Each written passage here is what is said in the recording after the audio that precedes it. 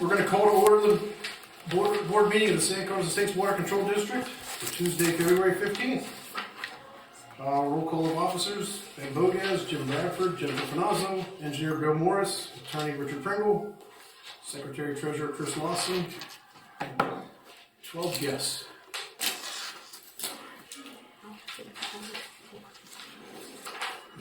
Mr. Morris?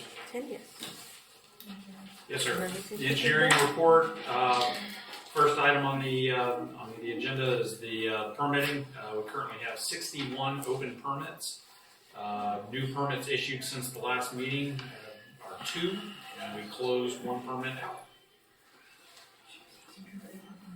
The scheduled maintenance, as approved by at the last board meeting, 3 culverts replacements were completed. We're waiting request from the contractor, indication from the contractor that the final inspection is ready for the final replacement, and we'll conduct that inspection when they are ready for us. Annual maintenance, Sweeperman is awaiting authorization by the board for the 2022 scope of work. And I believe that Tab is here when we get to that item on the agenda.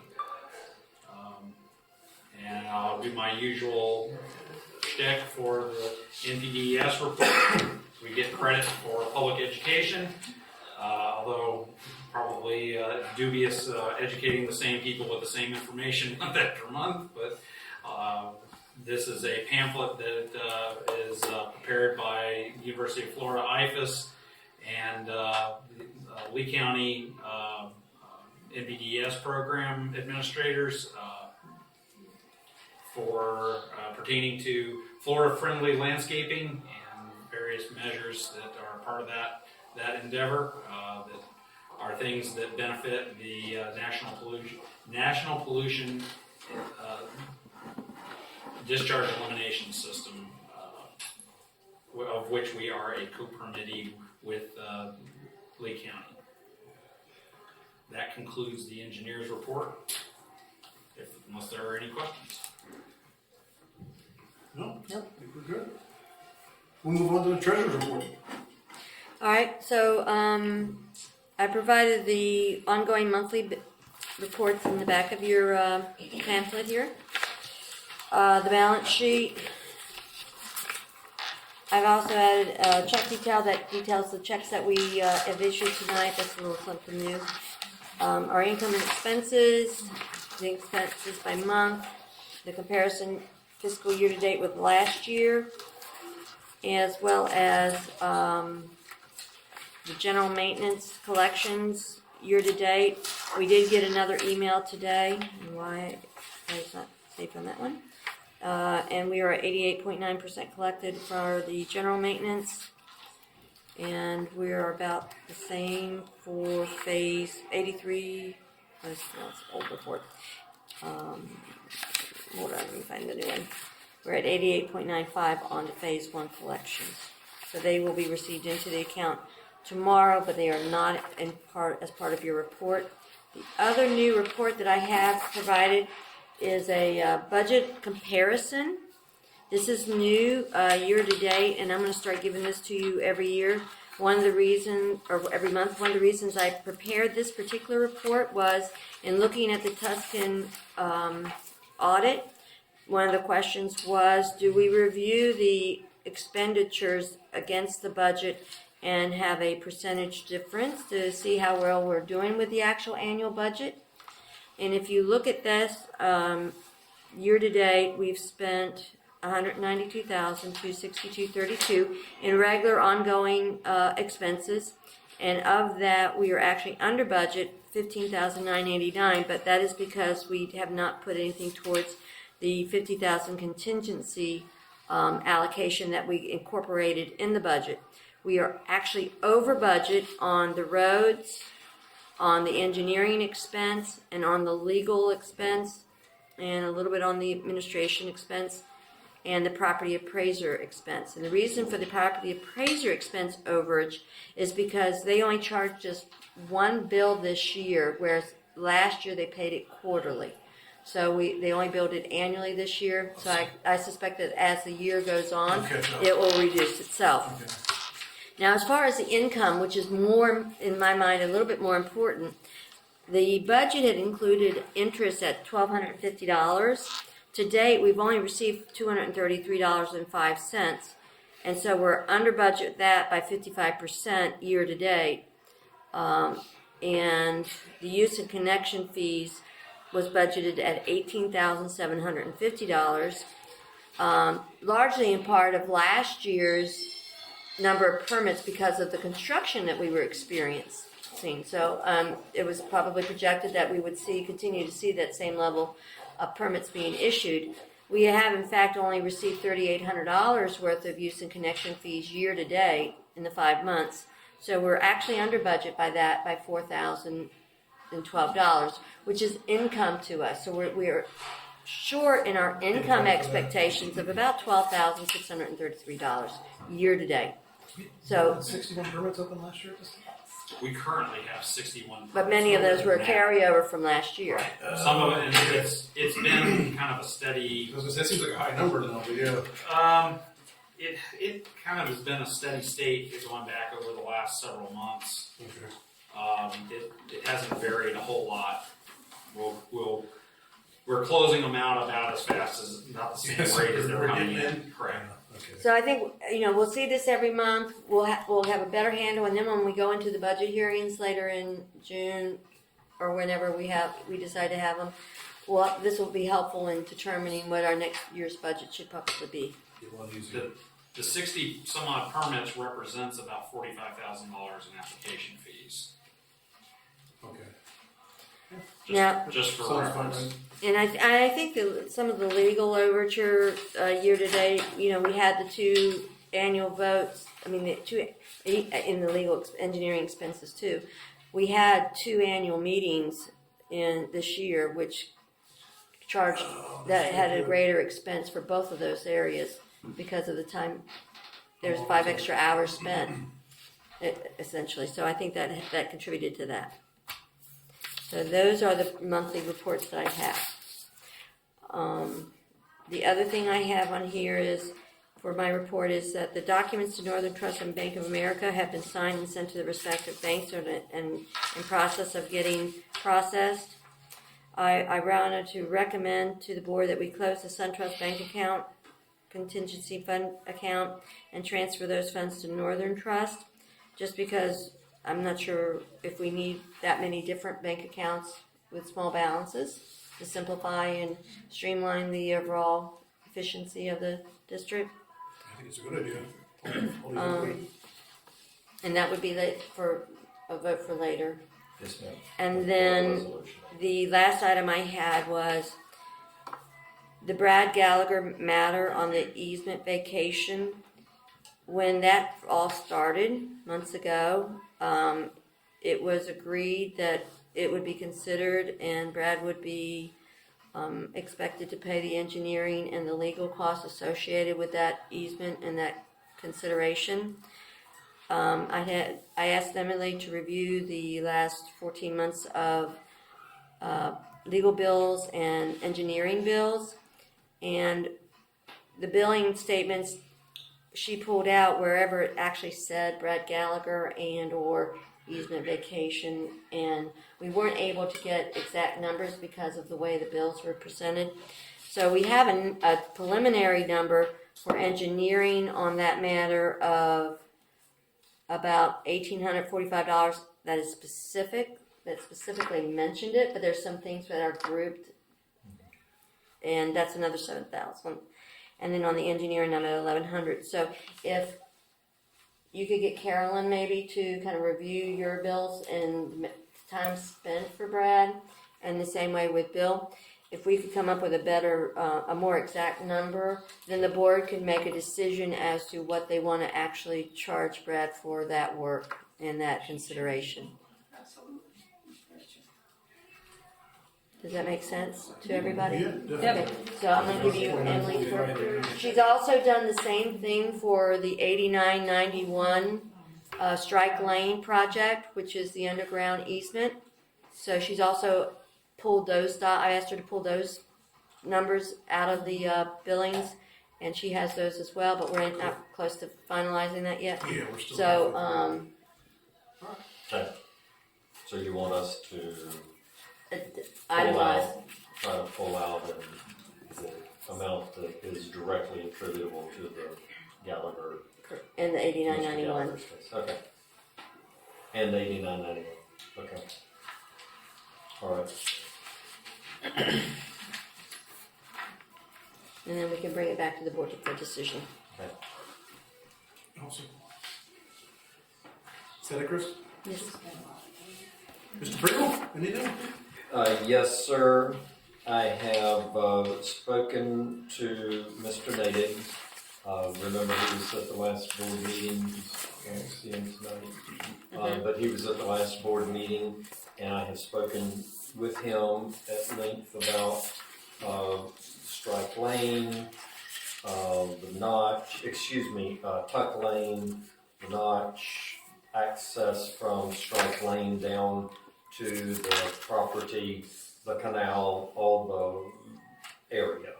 And I would describe the conversation as a willingness on his part to reach a conclusion, a resolution with the district.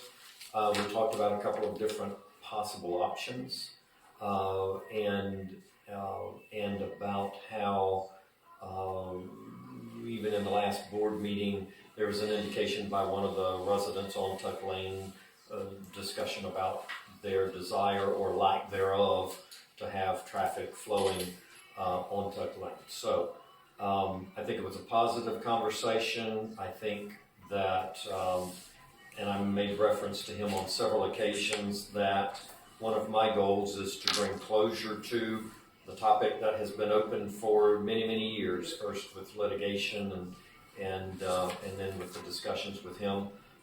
And so he understands that, and I believe there is a willingness on his part to reach closure. So I'm going to work on that a little bit more this coming month in terms of, he had some things he wanted to think about. Okay.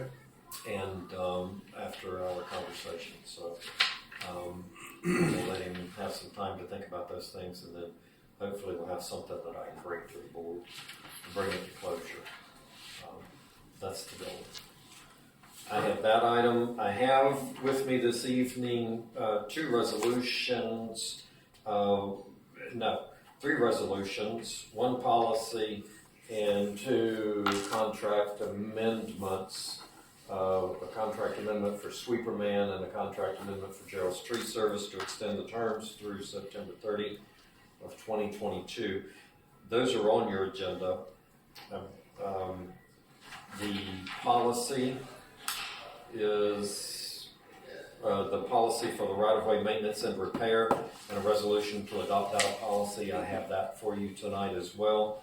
And then the resolutions that I don't think you have, and you may want to add to the agenda, there's one to create a public depository relationship with Florida Prime. And then there's another resolution to terminate the public depository relationship with SunTrust Bank that Ms. Lawson mentioned earlier.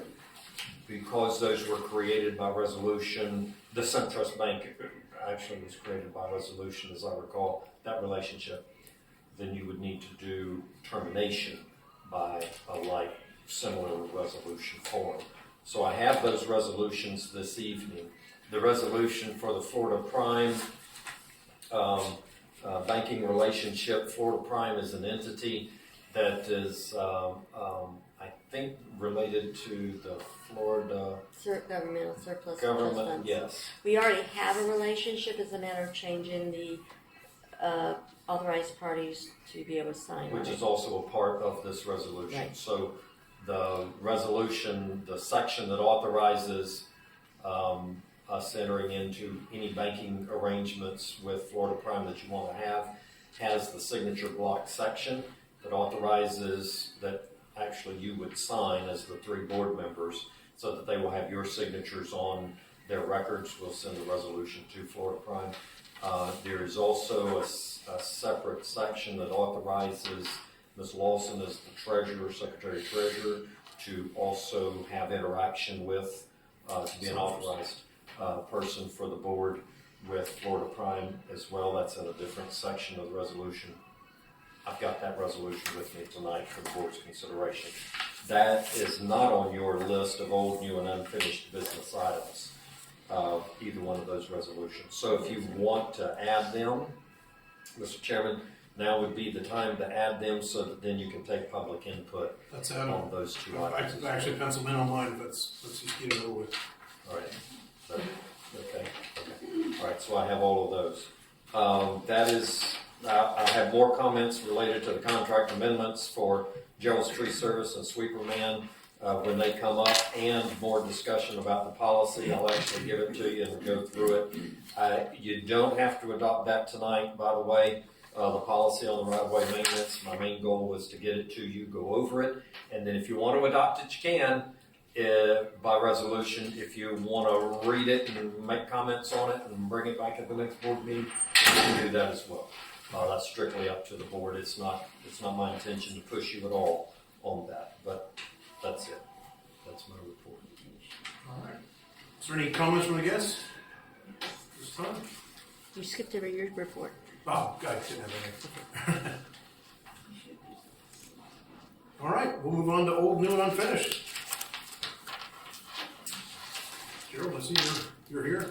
Got you first on the list here. We got you first on the list here for renewal of your contract. Yeah, so I'm here to answer any questions anybody has about what I do.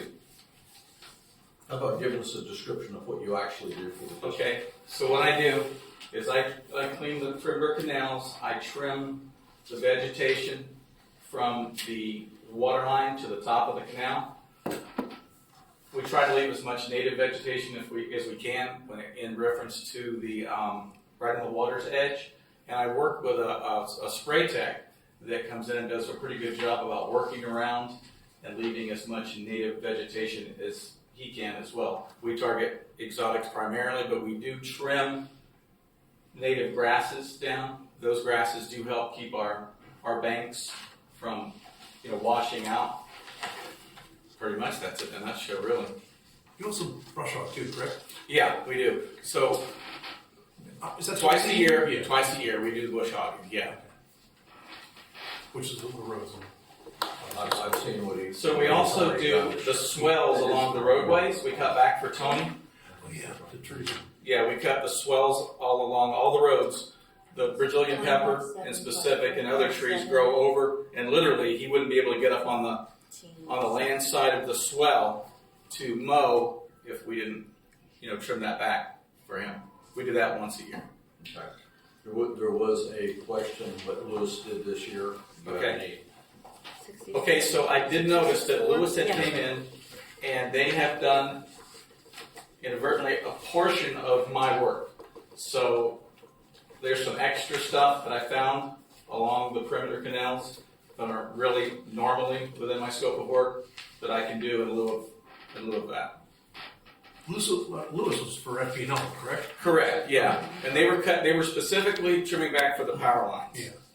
Yeah. So some of what I do is I cut to try to make way for Tony, to be able to do his job. So if everybody's in favor of letting him do the swap out for the difference in the amount of work he has to do along the roadway, I think that was the question there. So if we're in agreement with that, there'd be a difference in the value of what he did. So basically, he's going to do more work on the perimeter roads. Oh, yeah. So He's offering an exchange. Yeah, it's exchange for Yeah. that. Sounds good to me. So, Mr. Chairman, I would like to say one more thing. So, a lot of our, do we have time? Yes, Yeah, it's please. your floor. I apologize. Okay, As much so, time as you want. in trimming the canals, the native vegetation, the palm trees are growing between, like the sable palms. They're becoming a problem. They're getting really mature, and some of the palmettos are starting to grow down. Now, that is native vegetation, but in my opinion, it needs to go. It's gonna be blocking, We would have to, do a bid on that. okay. Is that something you can prepare in the next few months and give to us so we have an idea what we're looking at? I could do that in a week. Well, then, that's fine. Yeah. I'd rather have it in a week. Yeah, no, it wouldn't be a problem at all. Cool. Yeah, it's just some of that stuff is getting really big and overgrown. And actually, the sable palms and the palmettos, when they drop their leaves, they're just going right down in the canal, and there's more work for us getting them out, Yeah. So it would be an obstruction in a storm situation, but it's just a constant foliage, though, that we can eliminate. If you don't mind having that for us for next board meeting, we can Okay, look at it then and make a decision Yeah. from there. Because I'd rather do it before rainy season than, yeah. well, we can still get Yeah. to it. So.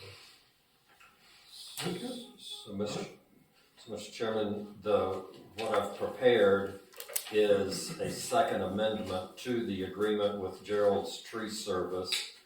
It accomplishes several changes to the current agreement. First, it extends the term through September 30, 2022. We had talked before about having all of the agreements, all of the services agreements expire at the end of your fiscal year. Okay. So it does that. It also provides that after September 30, 2022, then just as in the current situation, there will be an automatic extension for additional single calendar month terms, so that you will continue to have services even after September 30, 2022, but it will be on a month-to-month basis after that.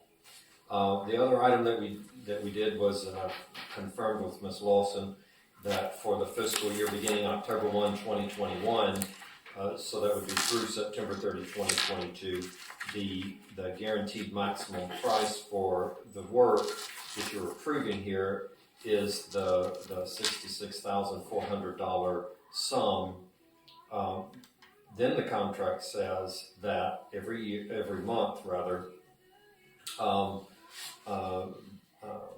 the Gerald's Tree Service, the contractor, is going to provide the district with a detailed invoice for the contractual services provided for that month. So you previously talked about the change in the scope of the services to allow the other services that were mentioned tonight in place of some of the services that were anticipated originally. All that will be taken care of in the monthly invoicing. So as long as the total cost of the services does not exceed the annual fee, then everything will work out just fine. And so you'll be okay. So what happens if we have a storm go through here and we need to hire him for more than the 66 that fiscal year? Is that something we'd have to bring back and vote on? Yes, sir, you would approve that, right? At a meeting? Yes, sir. Okay. The idea is to have a number, a guaranteed maximum price number, so that you know for budgeting purposes what you are obligated for maximum, what you're obligated for the year. And then if there are any changes, increases to that, then you would have the opportunity to approve that change at the board level. That's a board decision to be made. So that was the whole reason that I put all that into place like that. So that represents 2 billings of $25,700 plus 1 billing of $15,000. Correct. Correct. So, and we've got it set up so that you can see those invoices. But, yeah, that was the idea of having him come and explain what he was doing for what we're paying. And so you will get those detailed invoices, and they will explain the actual amount that is invoiced, Okay. so that you'll see those. All right. So that's that one. And so, Mr. Chairman, if the description of the work is sufficient, and if the terms of the second amendment that I've explained to you are sufficient, then the board can approve the second amendment by motion, by board action, and that will establish the guaranteed maximum price stated. Okay. Motion made. I'll second that.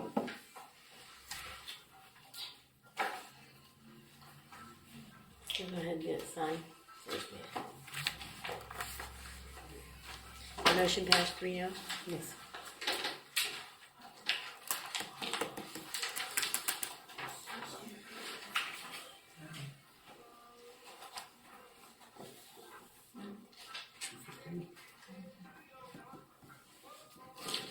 All right, and Sweeperman? Just get this first. Here's here.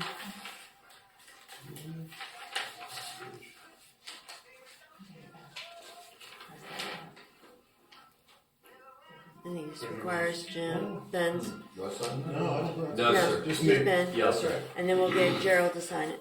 Oh, perfect.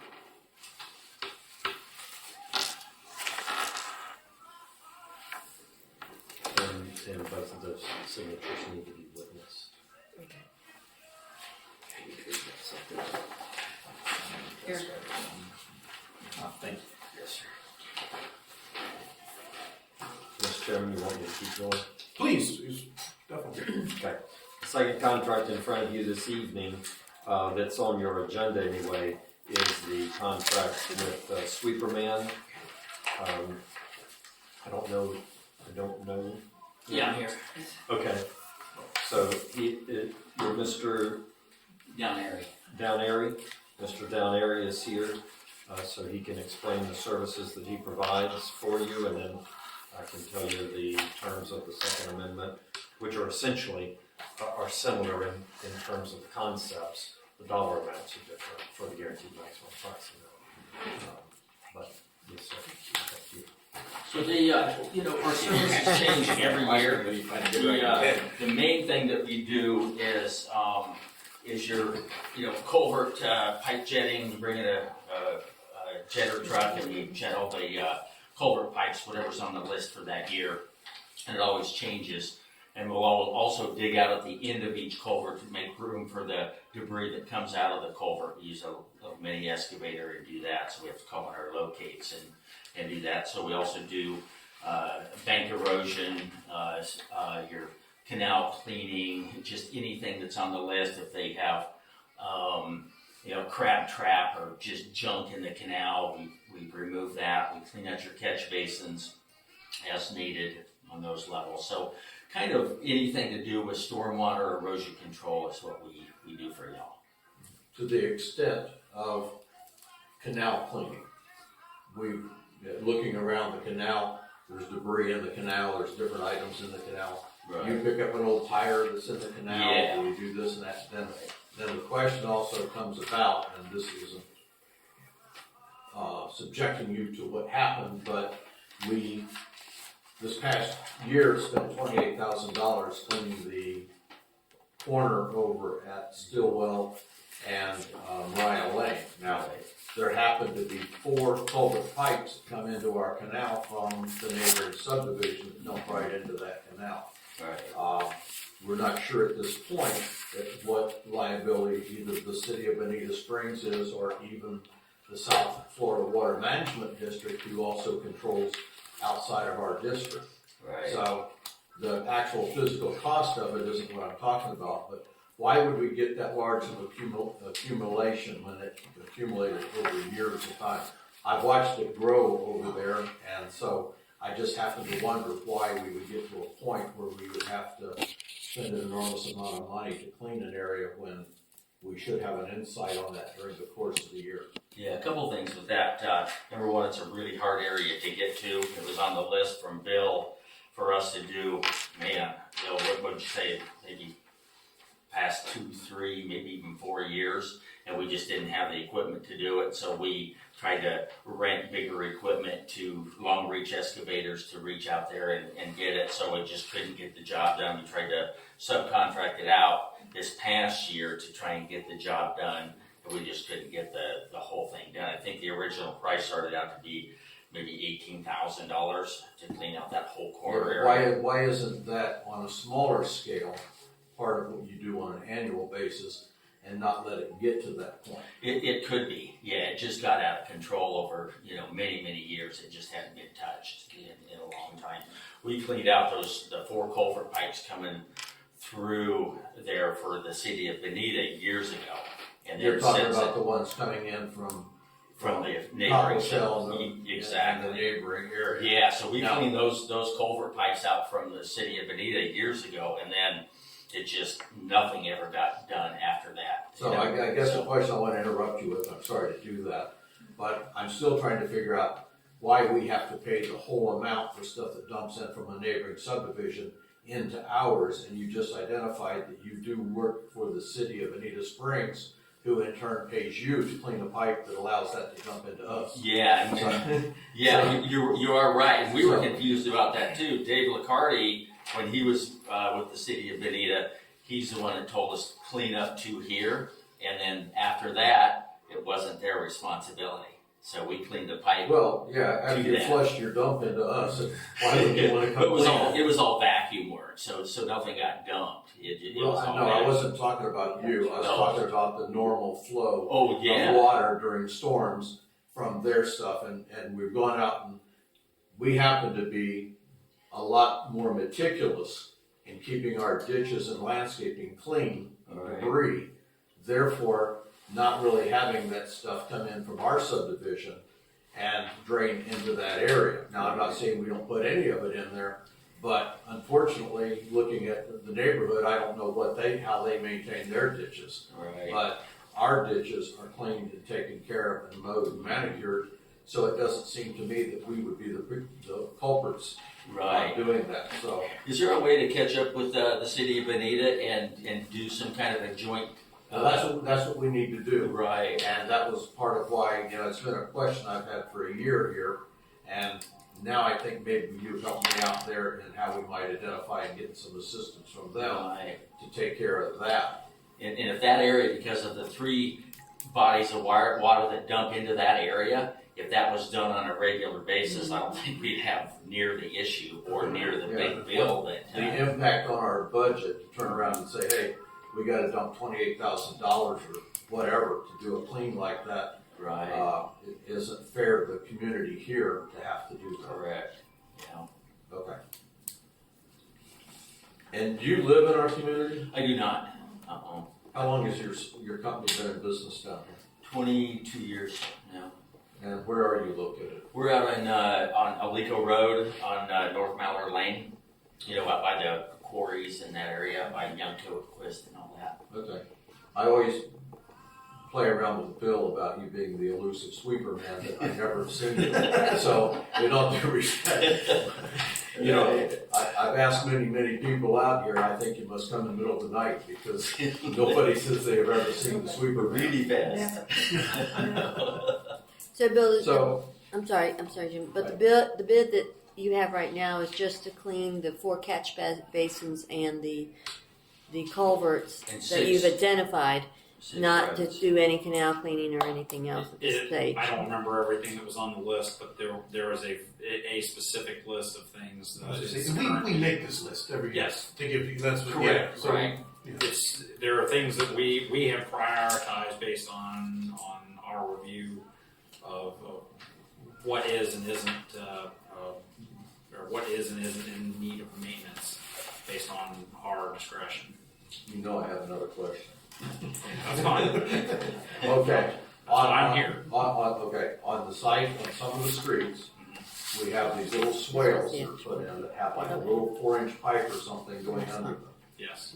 My comment is, I've gone and looked at most of those where, and I know your people have been out here recently, but this isn't just this year, it's been going on. That little pipe does not allow, and being clogged and totally occluded at both ends, doesn't allow for any water to go through. I understand the reasoning for having it there. It's to change the direction of the water to get it to go where you want it to go. Yes. But there are times when the water gets so high that it becomes a dam, putting the water back into people's properties. I would like to see, and I'm on the board, that we lower that by a few inches anyway, to allow it at that point to go over before it goes into people's property. If you're talking about pipes, No, I'm just simply talking about cutting it down 4 inches, allowing the water, when it finally gets to the edges, the brims of the ditches, before it goes out into people's lawns and yards and floods them, that it'll at that point flow over and continue down the ditch. And the only reason it's backing up like that is because the other ditch is empty. if I am envisioning the things that you're describing correctly, The dirt dikes that you have in the these ditches. are in the middle, roughly the middle of some of the north-south roads. Correct. those are intended to be a divide between sub-basins within the district. I know, you've told me that, I understand. Okay, those are part of the permit with South Florida Water Management District. So if we want to materially, purposefully change them, it will require us to go back to South Florida Water Okay. Management District. Being an engineer that you are, and I'm Yes. not. When I'm out here and I see the water flooding and I get out and I drive around to these people's neighborhoods and I see what's physically happening with the water. Mhm.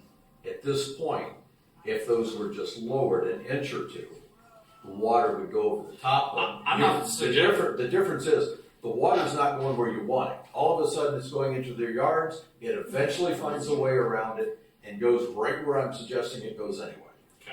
So we're not creating, this doesn't seem to be rocket science when you can physically go look. And I'm not suggesting that this is an act of Congress that we have to get to Oh, I do thought- this, thought we but were it, going there. it is merely a matter of complying with the permits that govern our operation. Okay, how do we go about doing that then? We- I we know can- we're on the That's what I'm Superman's saying. contract, maybe We we should. We could talk about We, this at the. we can certainly get into the details Discussion. of this, and if there are specific locations that need to be adjusted for one reason or another, we can certainly look at Well, I'll those. specifically give you one tonight before you leave. Okay. I'll give you two. So we got two. Okay, So- this one with the sweet. Yeah, so basically we make up our list from Bill, and Superman does whatever's on that list. Okay, I have a question concerning the contract. Okay, Okay. please, Alan. And I just need a little help with answering that. Bill has always said that the sweeperman basically does what he asks him to do in the course of the year. It's not like Gerald, who has a job to do, he knows what the job is. We sign a contract, Gerald takes care of it. Tony has a job that he does, he knows what that job is. I mean, everybody out here seems to know what their jobs are, and if they're failing in it, we let them know that. The sweeperman may not even have anything to do if Bill doesn't call him to do something. So I'm wondering why we're having a contract for a set amount of money when we don't know what the outcome is. It was my understanding that what was being approved was a maximum to the contract. But we can budget that amount of money in that line item, Yes. and we can pay him accordingly month after month as you dictate the work to be done. And it doesn't. Typically, the work that we're prescribing is done on more of an annualized basis. It's not things that take so long that it requires an entire year's worth of effort to. Okay, but it's take. sort of the same thing. You decide the program, the amount of work in that year, which changes one way or the other. It doesn't seem like it needs a contract for that. Don't we have to we- contractually have somebody on, or no? We simply have to put a line item in there for that kind of work and pay him when the bills come. If for some reason Bill chose to change companies during the course of a period of time, now this gentleman's been doing it for a long time, and I'm not suggesting that. I'm just simply saying it doesn't seem like it's more of a contractual work than it is paying him to do it. Yes, Mr. Chairman, if I may, you're discussing, I believe there are two different topics, actually, Okay. two different scopes or of the discussion. One is the budgeting process, and you're absolutely right. As a part of the budget approval process, you approve how much you believe, for budget purposes, how much you believe you are going to expend on these services for the year.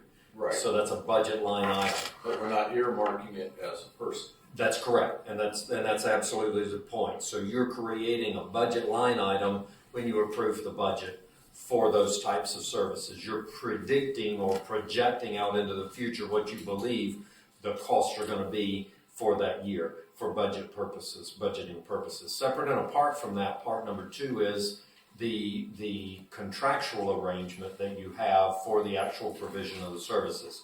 You can do an agreement, which is what you've had since 2016 with Sweeperman, to perform services. The way that I've modified the contract over time, what I tried to do was create a guaranteed maximum price and say you can't invoice more than a maximum number of dollars in a year.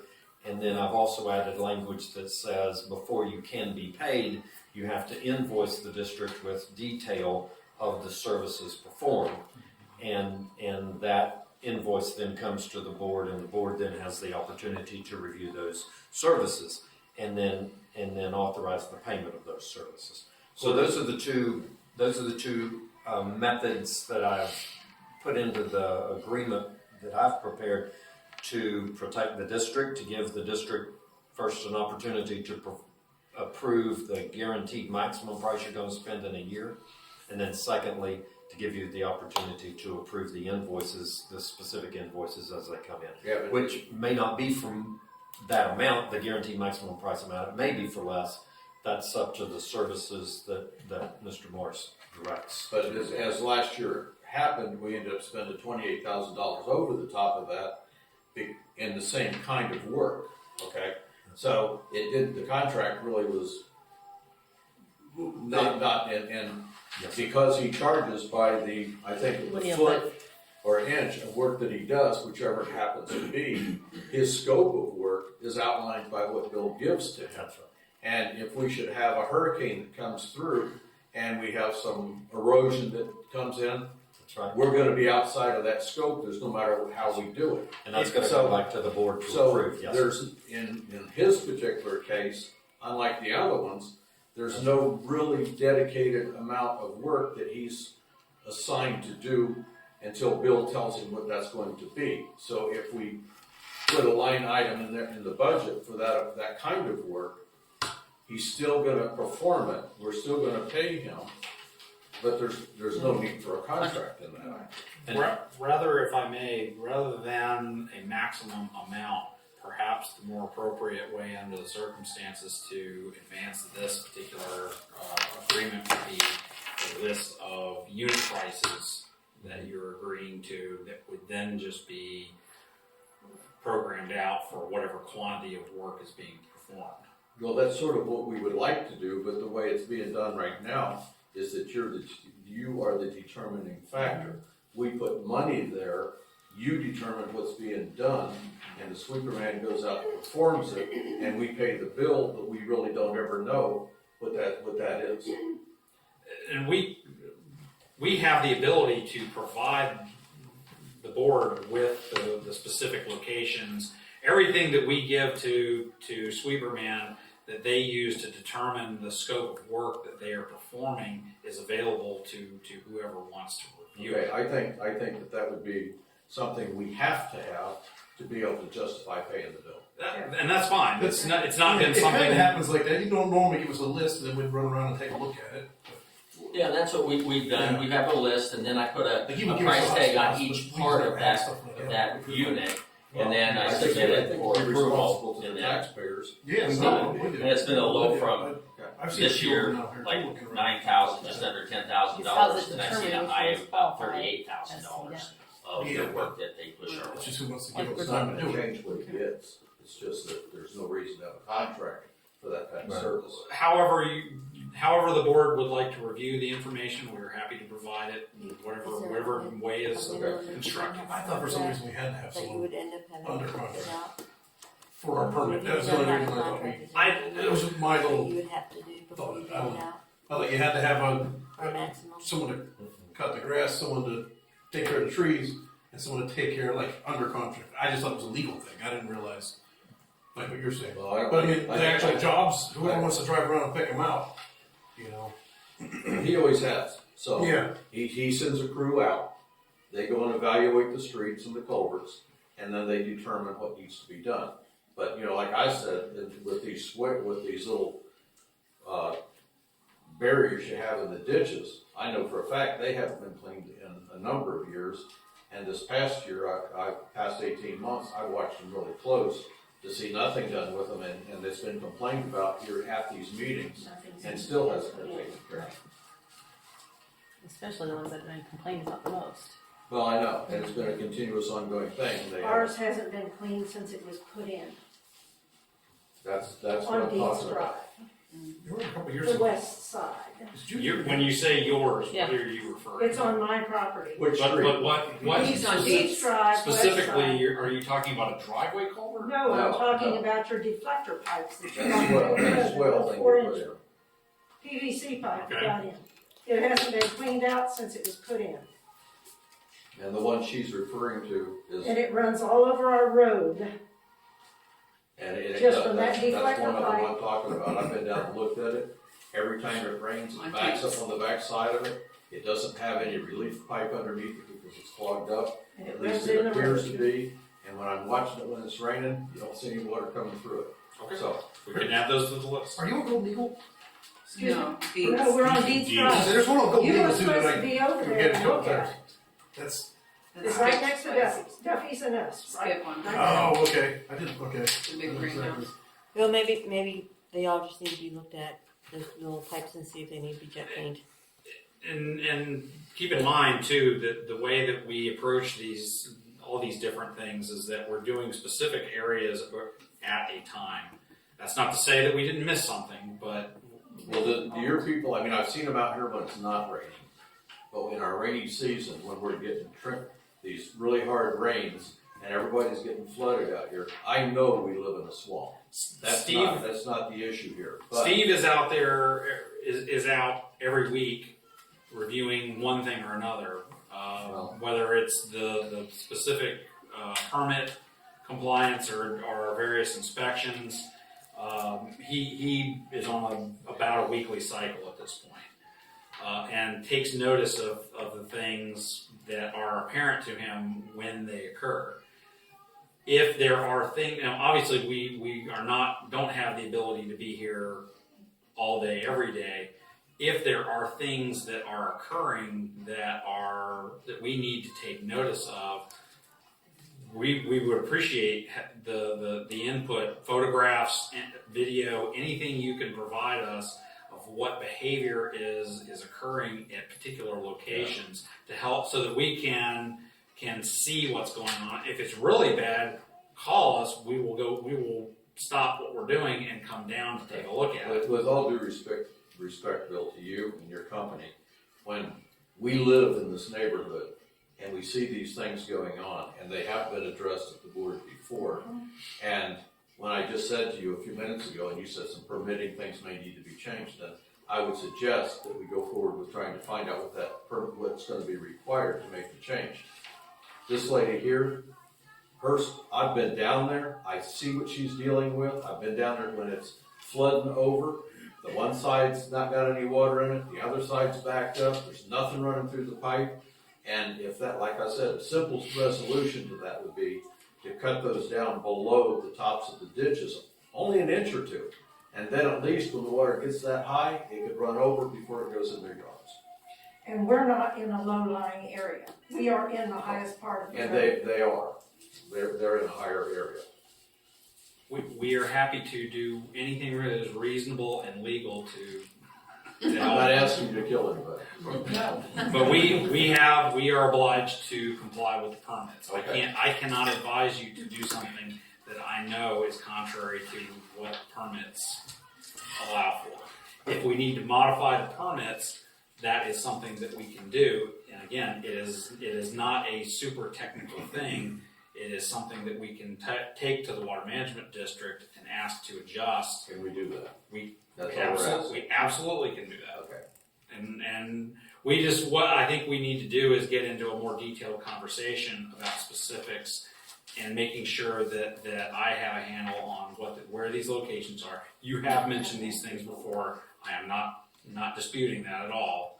I would like to in a more formal way take notice of these different locations, be able to understand what it is that is occurring, and then prescribe a modification. I'll be glad to go out there anytime your guys are available and show you what we're talking about. Okay. If that's what you're asking. I'm not quite sure what you're asking, but if that's what you need somebody to go out and show you what we're We- talking about, then I'll be glad to go out. I think we just need to have a little better handle on the specifics. Sitting in the room, it's hard for me to visualize all the time what you're describing. Okay, It will help me understand it better if I'm a visual person. okay. If I can see it, I then won't we can dispute that. then we can fix it. Okay, that's all we wanna hear, is that we're gonna fix it. We will, one way or another, we will find a way to get it fixed. Thank you. And I know in the past, I remember Judy would come in with a list of addresses of stuff she wanted fixed, and it would. And we would go, I would take those Like even lists. sod issues and stuff, and we would just go and you'd Yes. incorporate it in that yearly Correct. budget. It just takes someone to drive around and get addresses, and actually see what's going on. Well, I've been told up till now that they send people out to look at the ditches and do. Oh, they this. do. And we do, Yeah. Correct. and we So, are. I assume Kenny and I had. that you did that during the rainy season when we have the problems, but apparently that's not what's happening. The way that the maintenance cycle is set with DEP, we are obliged to perform the different activities on a particular schedule per the permit. So, the drainage and so- season always works. Doing the work during, see, that's the other problem, is that if we wait until the rainy season to observe these things, Preparing sometimes is tough. we can take notice of what's going on, but when the swales have water in them, You it's can't more do it. difficult to Sure, clean. but this has been going on for years, so if you got it 2 years ago in a rainy season, we would have had several dry seasons, that's all I'm saying. So if you did find it in a rainy season, we can look to the future of having a resolution to it. And don't get me wrong, I am not suggesting that we could not do better. We will do a better job of keeping up with these things. You know, you and I have talked before, our community is getting overgrown, we're getting more roofs, more driveways, more runoff, and the small culverts aren't gonna handle it.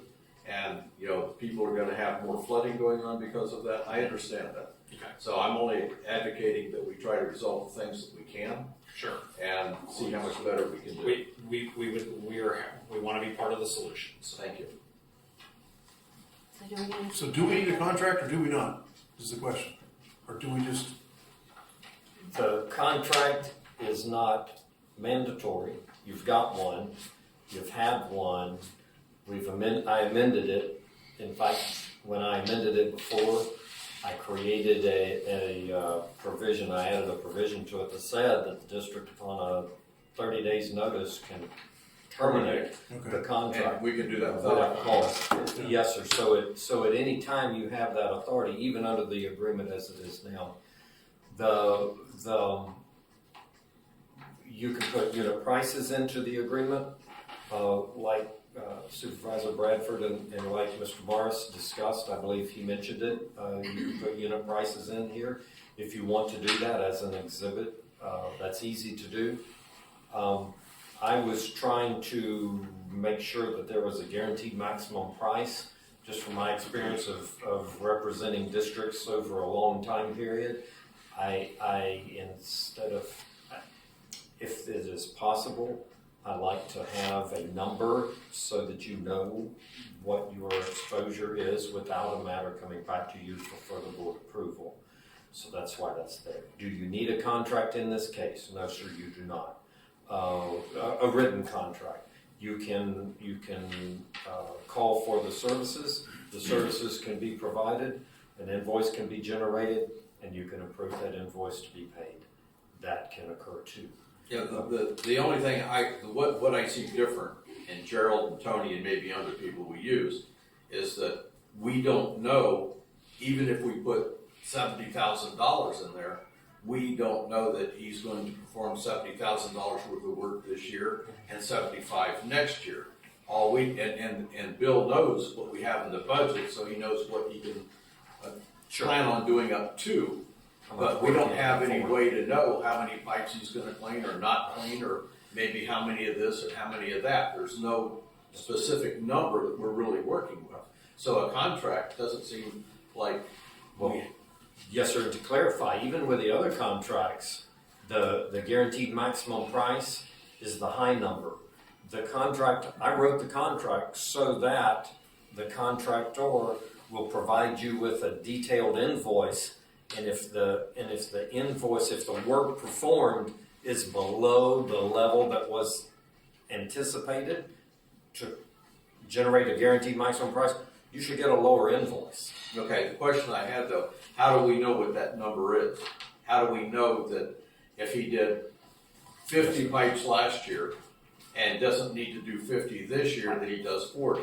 A Or unit price. vice versa, because over the years, we don't have, from the information that the board has, we don't know what what he's obligated to do and not do. That's where my question is, even with a contract, we don't know that.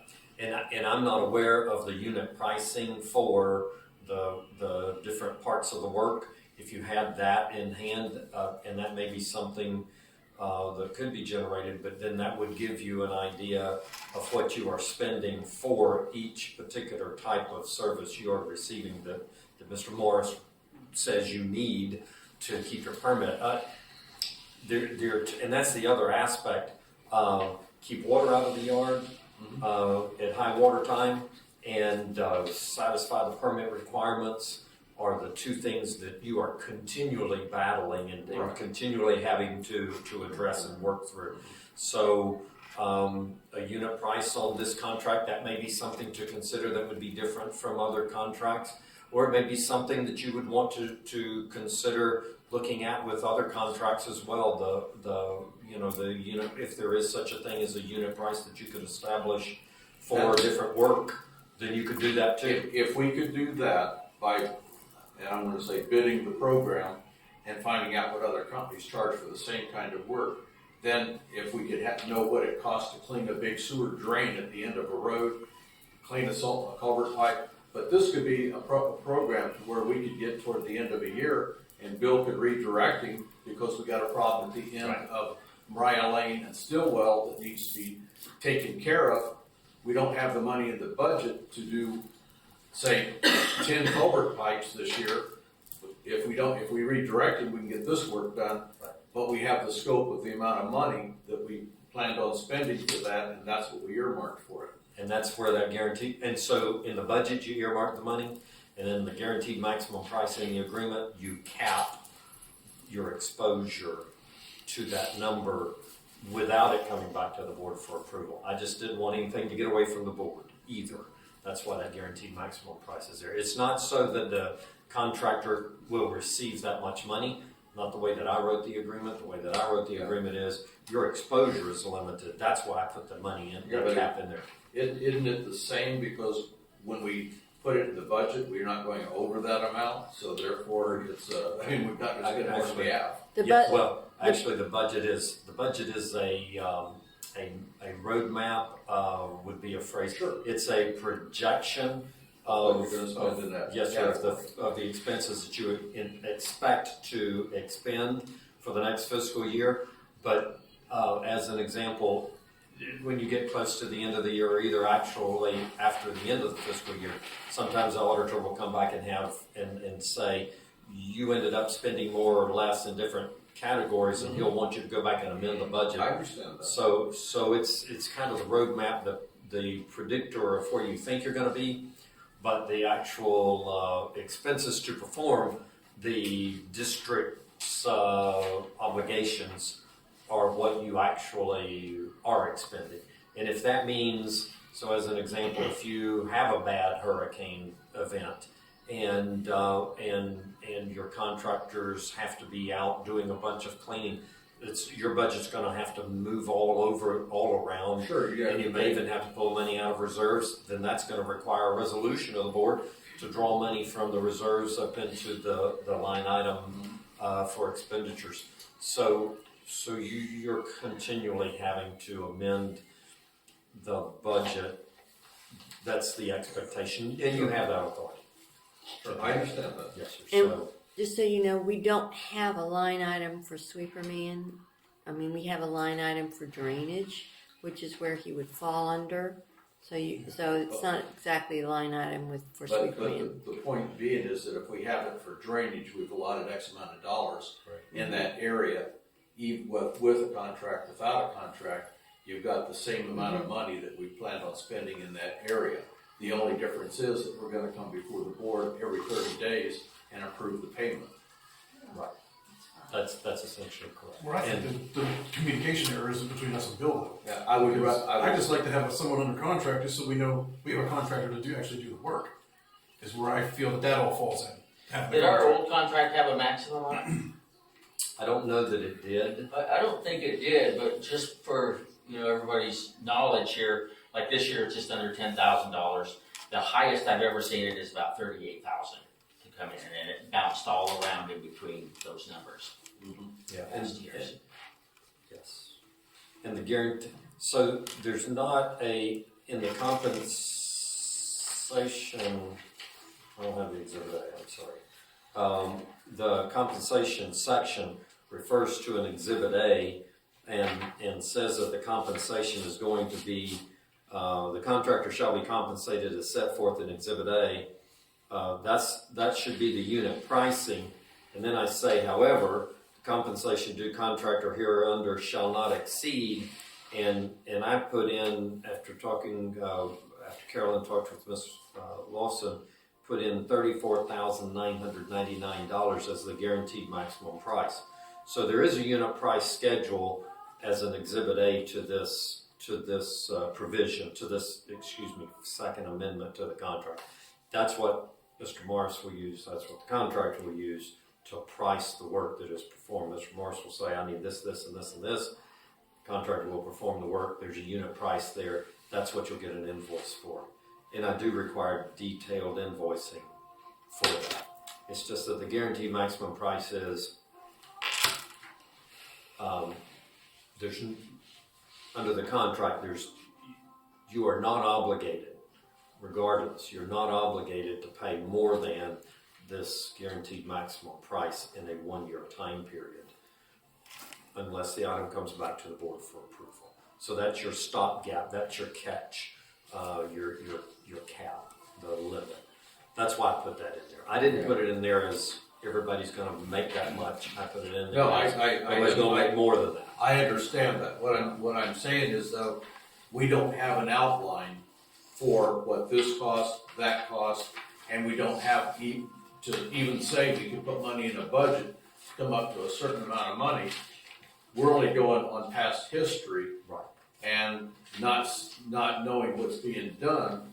I just want to put it in a position that it comes before the board on a monthly basis so the board becomes more aware of what's being done on the time frames that we're expecting to pay those bills and what work's being done for that.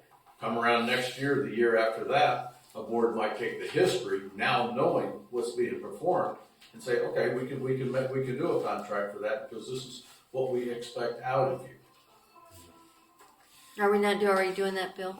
I'm sorry. Are we not already doing that? It's a budget time. Well, we haven't, I can tell you, as long as I've been sitting on the board, this is the first time I've seen this gentleman. Oh, yeah. No, I mean, but And- Bill's but already I- explained how much But- the bid is and but what the knowing- job is. He should be on our road, wasn't he? And he's also, So, like you always put out, you get his numbers on it when it comes time for budget time. Yes. You're like, oh, this is what we want to do, this, and We- this.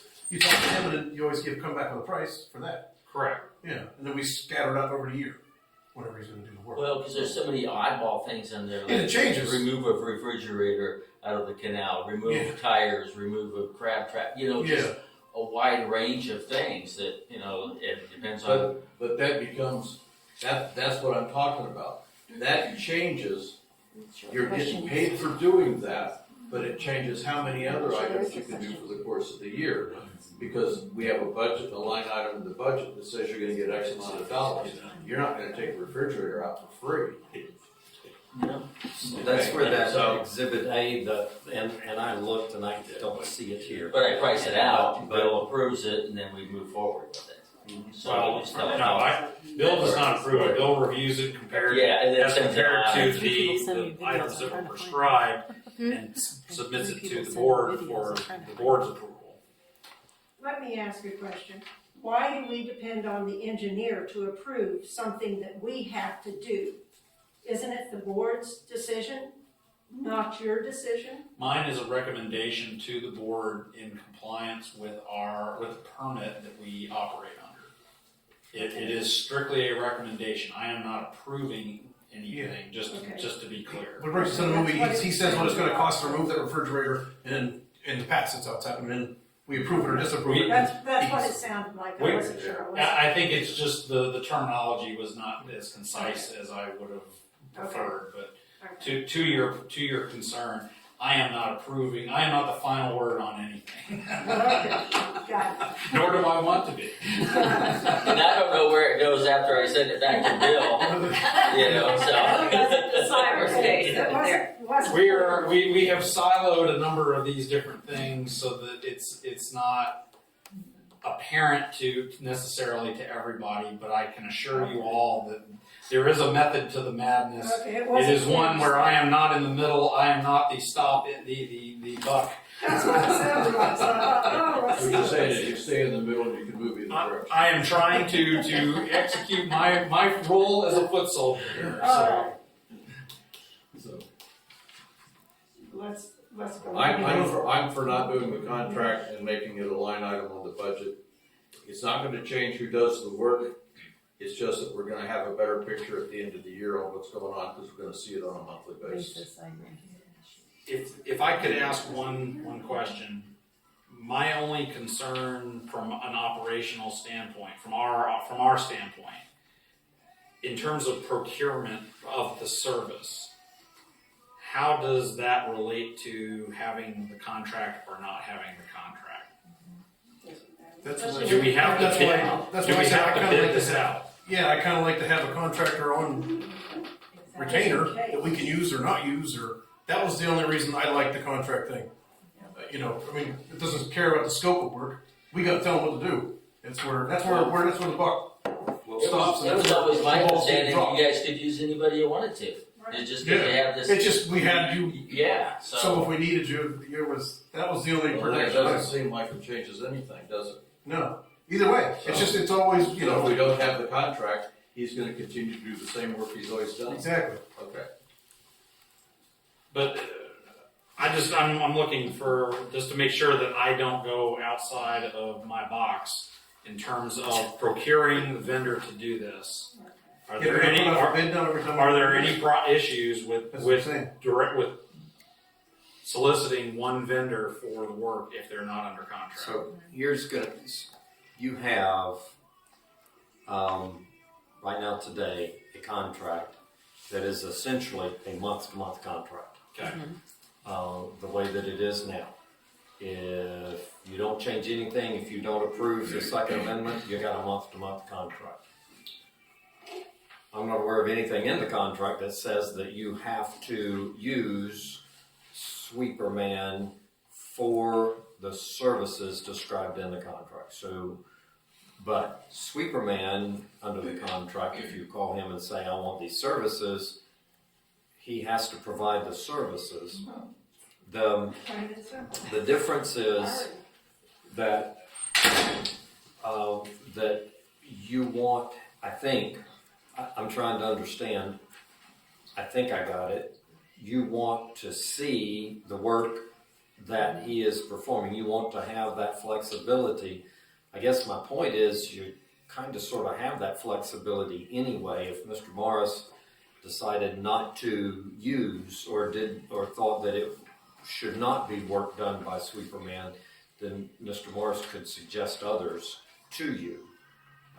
It's not an exclusive arrangement on your side, it's more of an obligation on Sweeperman's side to perform the services if you call for them, number one, and number two, that unit price, if we can establish that Exhibit A unit price, then you know what your price is going to be.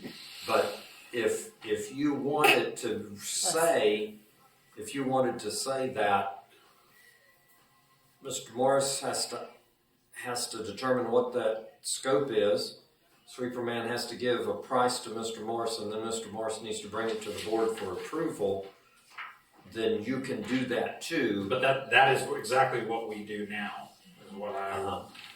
And that's the part that I don't know. The Yes. part that I want to make sure that if we don't have a contract with a specific vendor to perform the work, do we have to go to a competitive bid in order to procure another vendor? I don't know what your policy, I don't know of any policy that the district has in addition to Florida law. That's what I am. That's- That's the one I'm most concerned with. Is the That's exactly what I'm saying too. Do we have to have a contract, like if we get a refrigerator in a ditch, now we gotta put it up for bid, that refrigerator's gonna sit there for 6 months before we get bids in to, or if we just have him on retainer, pay him or not, whatever we do, or use him or not, as long as he's on retainer, the Well, refrigerator can get taken out within 48 hours. And I think essentially that's what you have with the unit price element to the contract. If Mr. Morris says, we need work, Sweeperman give me a price for the work based on your unit costs, he does. Mr. Morris can bring, and I think probably does bring that back to the board for approval or disapproval, and you can disapprove it and can say, get a price from somebody else. If you're asking me technically, do you have to do a bidding process? Many places have a policy, a purchasing policy, that says you have to get multiple bids in certain circumstances. That's a policy of the district, that's not Florida law. Okay. I'm not aware of a Florida, and I'll go back and look, because Chapter 298 is different. I'll check and make sure that you don't have a legal requirement under Chapter 298. I don't remember one off the top of my head that would require you to have these services done under a bidding process, competitive selection process at these numbers. If we were talking $300,000, if we were talking construction, if we were talking professional services being involved, then we would get into some competitive selection requirements under different statutes. But I don't think any of those apply to this set of circumstances for this scope of work at this dollar amount. Okay, if no action is taken on his contract, his other contract extends out month to month until we decide to change Yes, sir. that. Then that's kind of the point. That would be my motion, that we let it retain like that and have more discussion or whatever. Okay. And that would be fine, because then you have a contract that is in place, and you have and it's a month to month. But I also, in protecting the district, wrote in to the contract that I prepared an opportunity for the district to cancel on 30 days notice without cause as well, just to protect you. Thank you. So either way, I've tried to protect the district. That's all I'm worried about. Okay. Yeah, so- So you want me to take a look at the, so it would be a motion, so then, Mr. Chairman, it's on the agenda. You could do a motion to table it or continue it, either one of those words, until the next month's meeting. Why don't we just leave it as it is and month to Okay. month until such time? Okay, We don't have to take any action on it. then no action is required. Okay, thank Yes, you. sir. Do you need a motion for no action? No. They're not taking action, so it's done. It's just, they're not gonna do anything. They're not gonna continue it, they're not gonna bring it back up again. It's just gonna function under the current, First Amendment to the agreement. Okay. Okay. All right. Policy for right-of-way maintenance and repair. We all know that. Okay. Mr. Chairman, that's me again. Please. Yes, sir.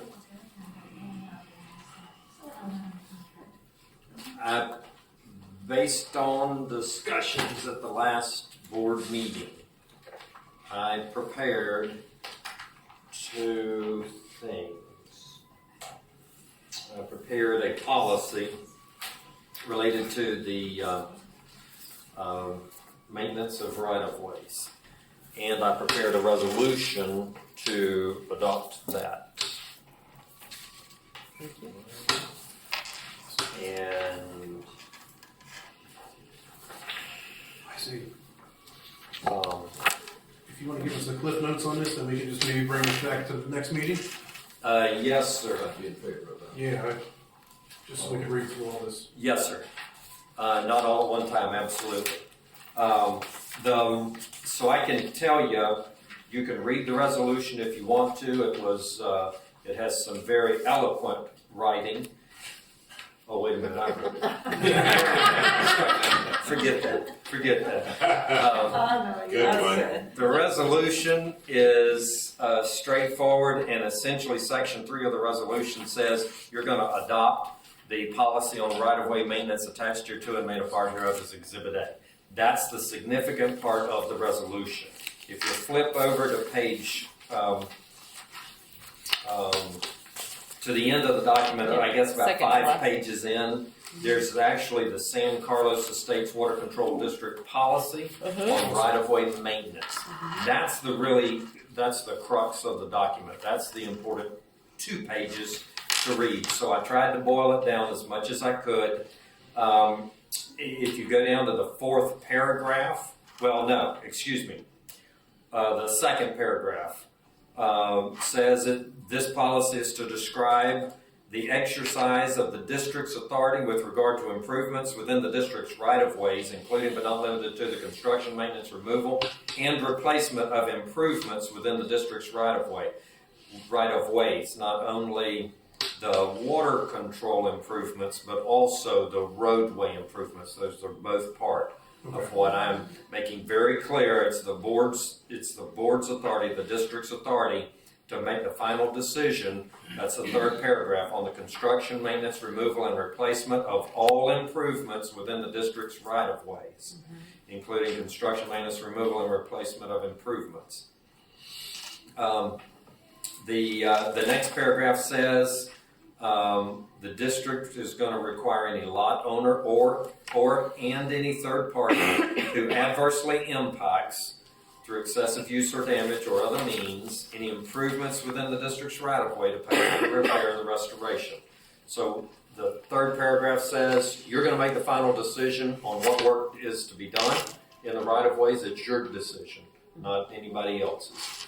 And then the next paragraph says if you have to do work, if the district has to do work on improvements in the district's right-of-way that's the result of a lot owner or a third party adversely impacting the improvements in the right-of-way, then that whoever caused it is going to be responsible to pay for that. Okay? If there is, later on, it says that if I go to the next page, I think it is, it says the driveway improvements. If the district, in the sole discretion of the district's board of supervisors, determines that the driveway improvements that serve a specific lot in the district, including the driveway culvert, because I think that's one of the ones that we were talking about last month. If the district determines that driveway improvements must be repaired or replaced, then the lot owner whose lot uses the driveway improvement shall use the driveway construction permit procedure of the district, which is what we've worked a lot on to get it to the place where they can hire their own contractor, but it has to be approved by the district engineer. The work has to be approved by the district engineer. So that's the process that the lot owner will use to get the driveway construction work done. And if they don't do it, if the lot owner does not, by the way, at their expense and at no expense to the district, okay? If the lot owner does not do the work, then I did reserve, provide that the district can do the work, and if the district does the work, then the lot owner is going to pay for the work that the district does. So for any adverse impacts, if there's a lot owner that's causing the adverse impact, then you're going to do the work or you're going to approve the work to be done and they're going to pay for it. or a third party. If somebody like the guardrail situation that happened recently, this policy says that the driver of the vehicle that damaged your driveway would be responsible under this policy for the repair of that damage, that adverse impact. And I use the word adverse impact, or the phrase adverse impact, to be broad as I could, to be not only damage or negligence, but also excessive use. If a lot owner turns in and out with heavy equipment from their driveway onto the roadway and they cause damage. I know you've had a lot of corners that have been damaged by excessive use in trucks and things. Then if you can attribute that adverse impact to essentially somebody other than the district. If it's normal wear and tear, it's the district's responsibility. But if it's not normal wear and tear, if it's because of an adverse impact, and you can determine who caused that adverse impact, then this policy says that person is responsible for the cost of the repairs. Okay. The goal is to get the responsible person to pay for the cost of that. And then the driveway improvements are treated slightly differently in that if the owner can make repairs to the driveway improvements if they go through the normal process that you have in place now. The updated, amended, new and improved process to make changes to driveway improvements or to construct driveway improvements. And then finally, and then I'll stop. And finally, because we talked about the finished driveway surface, the last sentence says, in the event a lot owner has installed a finished driveway surface on the driveway improvements, the lot owner shall be solely responsible to replace the finished driveway surface at the landowner's sole expense and pursuant to the district's driveway construction procedure manual, in addition to any other obligation the lot owner has. Because we talked specifically about the surface, and if the lot owner has put in a high dollar surface area, driveway surface, and that has to be changed, it's at their expense and at their expense. Just so everybody is really clear, that was brought up, and so that's there. That was something that was discussed. I went through my notes as best I could of the last board meeting when everybody was talking about what you wanted to see, and I tried to incorporate it as best I could. It's in draft. I would suggest that it would be my suggestion to you that you take a look at it and give me your comments, and then we can finalize it at the next meeting. And if you get me your comments ahead of time, I'll try to work them into a revised version and then circulate that in advance of the next meeting so everybody can see what everybody else is thinking. Sure. Yeah, so there's a situation, strike lane running to 3 Oaks from Stillwell. The houses on the south side of the road, the canal that runs along that easement, it runs east and west. Ran into a situation there where someone had cut in trees and fallen them across the canal, evidently so they could walk across them. I don't know if it's kids or whatnot, but would that be included in something like that? That was obviously an intentional. Yes. You know, that would definitely be defined as an adverse impact. And so the tricky part is my definition is broad enough to capture just about anything that's not normal wear and tear. Okay. So I've tried to do that. The tricky part is going to be knowing who it is that caused the adverse impact. With the guardrail situation, I'll use that as an example. Yeah. The car was still sitting there that did the damage to the guardrail. So we were able to get a tag number so we know who's responsible. And we're going to hold them responsible. If you see it and can tie in to some person. So unless they confess to it, they can just say it wasn't me. Yeah. What about the property owner? Could you back to that? They do have with the area Gerald is referring to is like 4 or 5, maybe even 6 small pine trees that were cut down with a chainsaw or something similar to that and laid across the ditch, canal, whatever it happens to be. Since that's happened, a couple of them have broke and fallen into the canal, but it appeared they were trying to make a walkway across it, maybe during the rainy season. And so it was, the landowner would probably, I would think, be the responsible party to that, knowing that they were their trees and they got cut down. And also in here, if we do the work, we can invoice them. Yes, They won't, if they don't correct it themselves. yes. You, So we don't have to catch them red-handed, literally cutting the trees down. well, so in that circumstance, Somebody could have trespassed and cut them down. if the tree trunk is on the lot owner's lot, and you say somehow you allowed that tree trunk to be cut on your property, and that tree fell across the ditch, and that's an adverse impact, clearly an adverse impact. You can say all of that. If they don't voluntarily pay, you can sue them, but then it becomes a matter of proof, of evidentiary proof.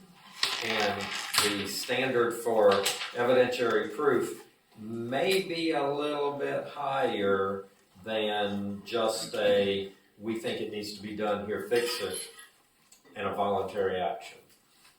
So could you ultimately do it?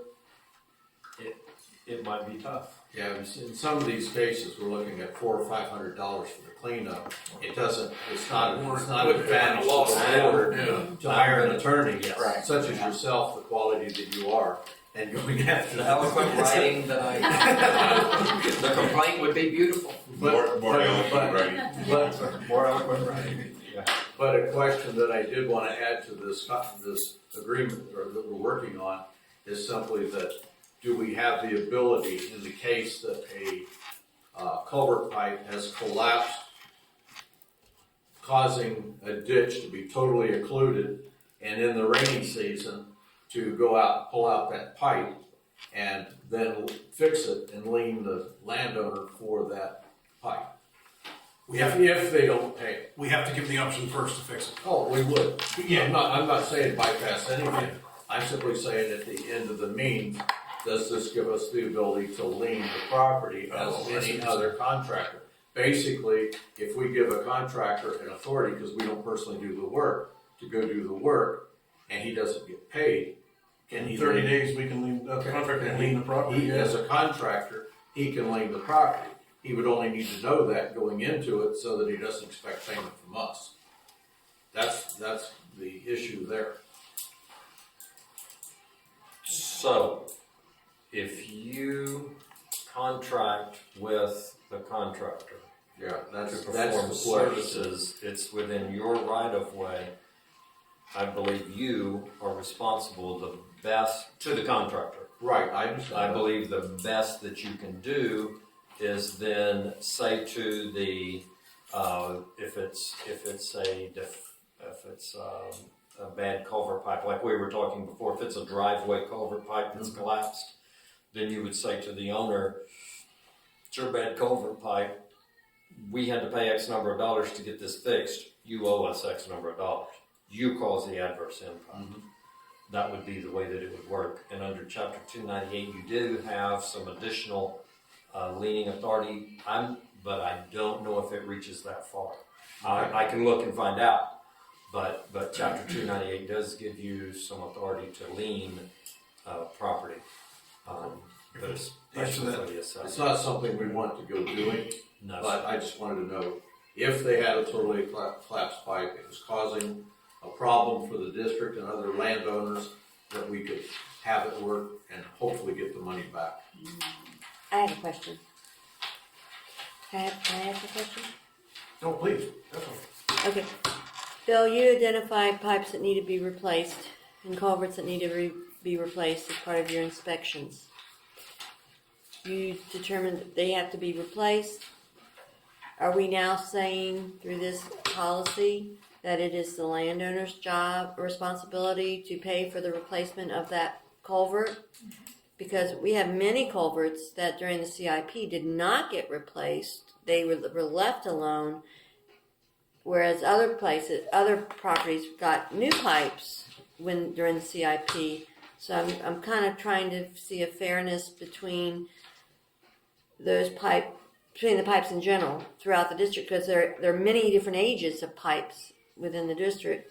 So it doesn't seem quite fair for people that didn't get brand new pipes at the time of the CIP to have to pay for pipes now because they're collapsed because of the age or whatever, and they didn't on their own accord, where other people got new pipes and either didn't pay for them or they were paid as part of the CIP, and everybody then paid for it. It's a question. Is that what we're saying here? And I think Jim brought it up last meeting was those of us who pay taxes for those to be done, and then rolling back to those that need to be done, not having to pay. Yeah, Where's that start and stop? yeah, I think that Bill said once that he inspected all the pipes, and at that time they were all in good working order. They made the decision to leave the older pipes in place. I would have to think that this rule follows to all of the pipes. That was 20 years ago. Yeah, it was. And that's, So is the conclusion that, or the takeaway from this policy that all pipes, the maintenance of all pipes will be the financial responsibility of the homeowner or of the district? Of the Homeowners. yes, if it's a driveway improvement, it's the homeowner. Yes. Okay, but if it's just maintenance, if it's Yes. just normal wear and tear, that's not what we're talking about. No, that's the district. That's the Okay. clean. That's the clean. I don't think so. But if it's a replacement, if a pipe fails for just use, Like we recently did. right? So the way this reads, and the reason there are two paragraphs, when you read it, you'll see, there are two paragraphs. One paragraph deals with adverse impacts. That's the first one. Did you get that? That's on the first page of the policy. It talks about adverse impacts and requires whoever causes an adverse impact to pay for essentially the damages, the repair, the restoration of the district's improvements caused by an adverse impact. The paragraph on the second page deals solely with driveway improvements, and it says they're treated differently. You don't have to have an adverse impact. If the way this reads, and that's why I want you to tell me what you think, because this says if there are driveway improvements that serve a specific lot in the district, if they have to be repaired or replaced, the lot owner whose lot uses those driveway improvements shall use the driveway construction permit procedure to get the district's approval to make the repair or the replacement. That's to the driveway surface, not to the. No, sir. Those are the improvements, the driveway improvements. So when a property owner comes in and gets a driveway permit to install a driveway, that includes the culvert, the fill material around the culvert, the base rock around the culvert, and the surface as well.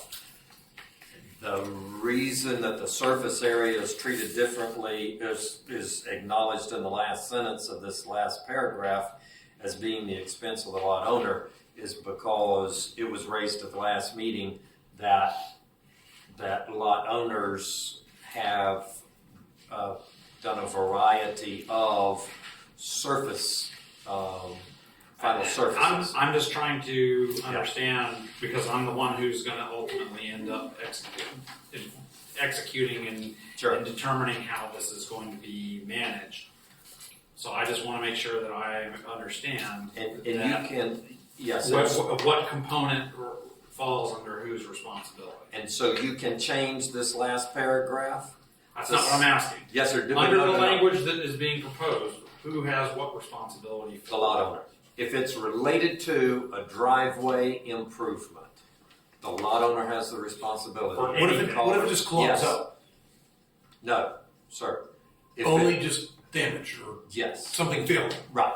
If So if it, the pipe cracks We permit and it breaks, as his If- job. do I Yes. as a landowner have to pay for We that? That's the part Or the we- district? We still you, make you it do, We if the make pipe it crushes, for if the obligation. culvert pipe That's crushes, just- As a then you have to get a permit, driveway construction permit, follow the procedure that we Just gets have old and dies. to put a new culvert pipe in. Okay. But that crushing could be as a result of age and just general, just 20 general years worth of- failure. That's right.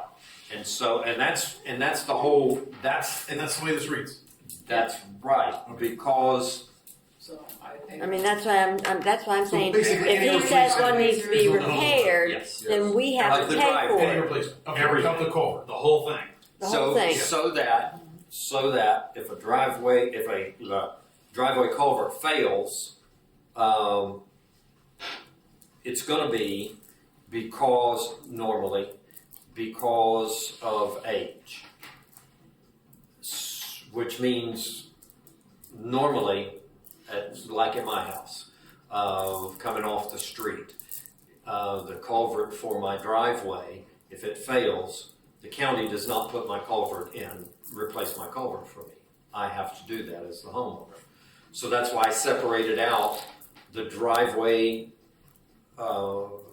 replacements from the paragraph that deals with adverse impacts. If that's not what the board wants to accomplish, I can change that. No, I But think that's that's why okay. It's I perfect. I separated just wanna those read I it. think you're on target for what we asked, and we'll read it over this period of time, and then we'll, unless You everybody's don't like. mind So- putting it on. I can do anything with it. I tried to assemble as many ideas as I could from my notes, and then I thought about my circumstance with my culvert. As a part of what I did with the language was, okay, well, if my culvert fails, I got to replace it. Is that the same standard that you want to apply?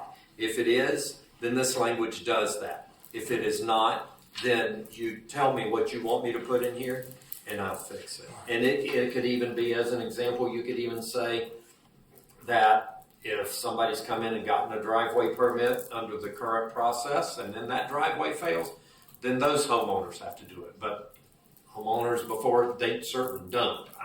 It's up to you. It's the board's discretion. Okay. So, I oh, have that's a how it question. please. The culverts that y'all put in, when it was first put in, when our road was put in the drainage, those culverts are smaller than the ones you're putting in now. What is our process? If you make us change those culverts that were put in then, is that my problem? No, only if it fails, does it get replaced. It stays the same until it fails. That's Then that's whenever exactly you right. replace it, it would be replaced with the bigger pipe. That's Yeah. right. So Yeah. whenever, Only then. Only That's then. Yeah. only then. Not I until don't have to before. change mine just because you're making the rest of them. No, no. All pipes are created equal. Okay, Darling, only until it fails. yeah, Yeah. okay, That's okay. what we're saying. All Alright. pipes are created equal. Cool. So let's just table this. You don't mind putting this on the agenda for next. Very I would be less as a homeowner and a property, not as anybody on the board or any, because I'm nobody on the board, but as a homeowner, if we were all starting from square one, back on the CIP and or current, and had gotten all new piping at that point, as opposed to leaving existing piping that could have already been 20 years old or 10 years old or 5 years old, be inclined to say, yes, you're fine with this. But since we're not all equal, I have a little bit of, Well, I Right. happen to own houses that have old pipes and houses that have the ones. I believe that all of them should have been done when the CIP project was but done. that's not what the case was. But they in turn made an evaluation and determined because of costs, they were only gonna do the ones that they had to do, and they left the other ones. I own some of the older ones. But I know that So somebody maybe- has to pay for it, and we have to make a decision on how that's gonna go down. So maybe dating it to the CIP would be an effective way of handling that situation in the policy, so that those that were replaced post CIP or I don't know how you could word that, but those that were replaced at the time of the CIP versus not replaced, they would fall under a different category. Judy? It seems to me that if it's normal wear and tear, that it should fall under the, job of the water district under their maintenance. Because you have certain maintenance that you're responsible to do, responsible to the rights of ways and everything else. And it seems that if it's the water district system, then then you should be obligated to maintain that system, whatever it takes. It seems that you could run into a problem if all of a sudden you're getting homeowners to have to pay for it and build them. But see, I mean, I can see if it's someone does something and causes the problem, and I understand totally the surface part. But it just seems to me personally that, from the way I think, is that if it's just normal wear and tear, that it should be the district's responsibility and fall under their maintenance. That's all. Yeah. So, Who causes the damage is the homeowner. normal wear and tear, I'd say. Yeah. Yeah, but it's still that's a homeowner the that new caused line over the driveway more. So it should be the water homeowner. goes through it. I think Yeah, our goes neighborhood's through. old enough now where all pipes are created equal, and we should just go right there. All right. Hey, I'm paying for it and don't even have one. I'm in the center of the street, Yeah, we don't have. so, I mean, I'm not complaining that I had to put the money in. That's what I mean, it's gotta be all equal. Yeah. All pipes are created equal. All right. Let us read this more. No, they're not, because some We'll of see. them We'll are come metal, back some next of them are month plastic, and and some vote of to see them it are through. And I want to concrete. read it too, just to see what it has to say. So, And I don't have one, so. Okay. so, See, mine's plastic, some of them are concrete, some of them are metal. What was that? Make a motion. yes, a motion to Oh, table it. motion made to table this until next month. Please. I definitely want to read through it. And if you have, Let's- and if anybody has any comments or recommendations or changes or anything, if you'll let me know what those are, send me an email or something with that information in it, then I'll do the document and show the changes and, you know, show the comments, and then we can have it all in front of us all at one time. What's with the 8991 Swift Lane? Yes, sir. Is there anything new going out or no? No, sir. There, at the last board, the reason this is on here is at the last board meeting, you asked me to look at the final judgment that was entered into Yeah. on this property, and I have. And I'm in the process of preparing an easement to create a non-exclusive underground utility easement based upon what I read. Judy? Some information came to me very recently, from someone who works for the property owner. And one thing to be aware of, I think FPL is requiring a wider easement, and that's what's holding things up. I think that it's being held up on FPL's point because this was just mentioned to me in the last week. So it may be that a 5-foot wide strip. Yes, and because I just happened to be talking to someone who's employed by the property owner, and he said to me that, he mentioned to me that FPL was requiring some additional, width. This is just what I heard, so it could be an FPL report right now. Okay. Is I that have on- is that on your I've not drawing? I've not heard anything recently. The last discussion we had was the board said 5 feet, but I haven't heard from a property owner You can since. check with the property owner. Yes, Yeah. ma'am. So it does not, no action is required on that item, unless you wanna also table it as well. Yeah, definitely. Motion to Okay. table it until next meeting. But you haven't, Bill, you haven't gotten any new drawings that showed any changes to the easement? I mean, Table that. Mhm. Table. So there was a motion Motion made. and a second to the motion. Unanimous. To table. 24542 Rotus. the culvert extension. You're up. I am. Oh, I didn't realize you were here. We put that first. Go ahead. I mean, my main reason pretty much why I'm here is I'm trying to remedy the presumption or fallacies that I did it knowingly and willingly without a permit. So, I mean, I get it, you know, you had a contractor slash homeowner that said that I knowingly and willingly did it without a permit, which I really didn't. The end of the culvert was collapsed. So like he was talking about adverse impaction, that my truck did collapse the culvert. So I didn't think that I needed a permit to fix it. So I cut the pipe out, put a new one in, and I did extend it. So, you know, I get it. I know I did it without a permit, and but you know, I'm here to see if what can be done, you know, besides just simply pulling a permit and being it as it may. I am a landscape contractor, so I did do it in all the right ways. Merit 557, this and that. I mean, I know it. You guys can't see it as far as the connection. But I guess in a permitting standpoint, what would it have been done differently besides simply just inspection? I think you said. Well, a larger diameter pipe, first of all, would have been required under the current specifications. This is an older pipe. It's only a 12-inch diameter barrel. So what would have you done in a correction in case the end of the pipe was collapsed? We just had a situation where there were 3 places where we had pipe failures where the entire culverts were replaced. So if the end of a pipe, say a foot, was simply collapsed, that you would make a homeowner replace the whole entire pipe? That has been what the district has been doing. I just wanted to clarify with it. And I mean, the other aspect of it that was questioned was the fact that based on the aerial photographs that we have access to, the driveway is a good 4 feet wider than it was previously. So,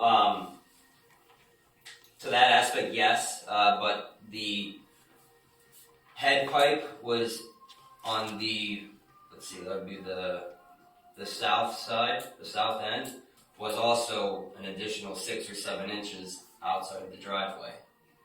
And I had 57 there before. So you see where that's all new asphalt. Yes, I know that, you know, I think you guys are required or we're required to have at least 6 or 7 inches of pipe past the driveway, correct? I don't remember the exact specification. Well, there is a clearance that is required. It's also required to be stabilized with sod and other things. Right. That has not occurred as well. It was my understanding from the last board meeting that we were instructed to coordinate with the property owner to seek replacement of the culvert. That was based on your recommendation to us, based on not knowing what's there. Right. Of what's in it. And And because we're not the engineers, we have to rely upon what you're telling us, so. This doesn't materially change anything based on the way that we would normally execute a driveway installation. You lost me. In terms of knowing what has been installed and determining that it complies with specifications. So what would you have done in a modified extension? Would you even allow a modified extension? Because that would be the same concept as a repair, but you don't allow a repair. It depends on the circumstances, but at a minimum, we would need to be able to expose the joint. Right. And see that everything was bedded correctly and that everything was being, that the backfill was being installed correctly and compaction was met and that it was done in a that the workmanship was done to specification. So that's kind of this, so an extension is the same concept as a repair. The joint is the same concept. Except that none of what has been done complies with the current specification. Didn't you also say there wasn't enough material on the top of the pipe? There's not enough cover over the pipe, that's the other part. Right.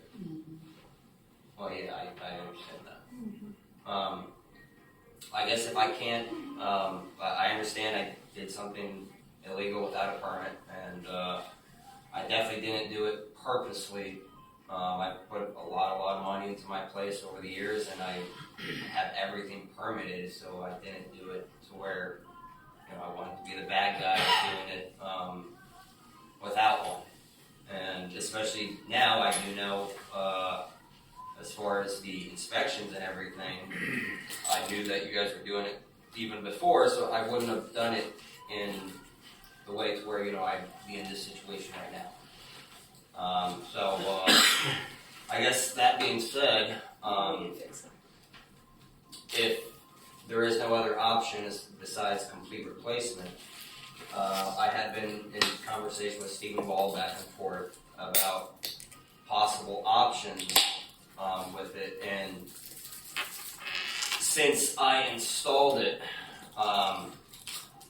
would I be able to, or we or whatever contractor would be able to simply cut a 24-inch whatever into the asphalt and install a new pipe with good compaction and everything without completely I don't see that you have to remove everything in order to do this, if that's what you're asking. I am. There is a way that it can be done in a more, shall we say, surgical fashion to minimize the impact. So keep in mind, if the diameter of the pipe that is installed is to current spec, the cover problem and what's around it and how the transitions work are going to be an issue. is there you have a max legal width of the driveway that you let homeowners allow? I believe it's 20. You have a 30-foot. There's two different sizes. There is a maximum. I don't remember off the top of my head what that number is, and because it is dependent upon the location. Okay. Another question that I had when I was talking with Steven, that I don't know what the exact specifications were, but he said since I think the current one is 15-inch or something like that, and you have to bring it up to an 18-inch pipe, that you have to have so much fill on top of the pipe. Correct. That's the cover that we're talking about. Right. And my thing is, since I made it pretty flat as far as the driveway, and he was mentioning, well, since you have to replace it with an 18-inch pipe, that you're going to have a hip or a bow or anything like that. Can he put concrete in there to mitigate the height? To some degree, yes. Concrete pipe requires No, less cover. not concrete. Oh, pipe. to cover. We're talking about if he cuts the driveway, takes out the asphalt to get down to the pipe, and when he puts the fill back over the top of the plastic pipe, can he put in a concrete patch over in that area of the driveway to keep from having to have the additional height? The short answer is yes. Okay, that's what. It will minimize it. It may not make it. We'll have to look at what is available in terms of making sure that we have enough concrete so that it's not so thin that the concrete just cracks. But the short answer is yes. I only bring that up because around the subdivision, I've looked at a lot of the newer pipes.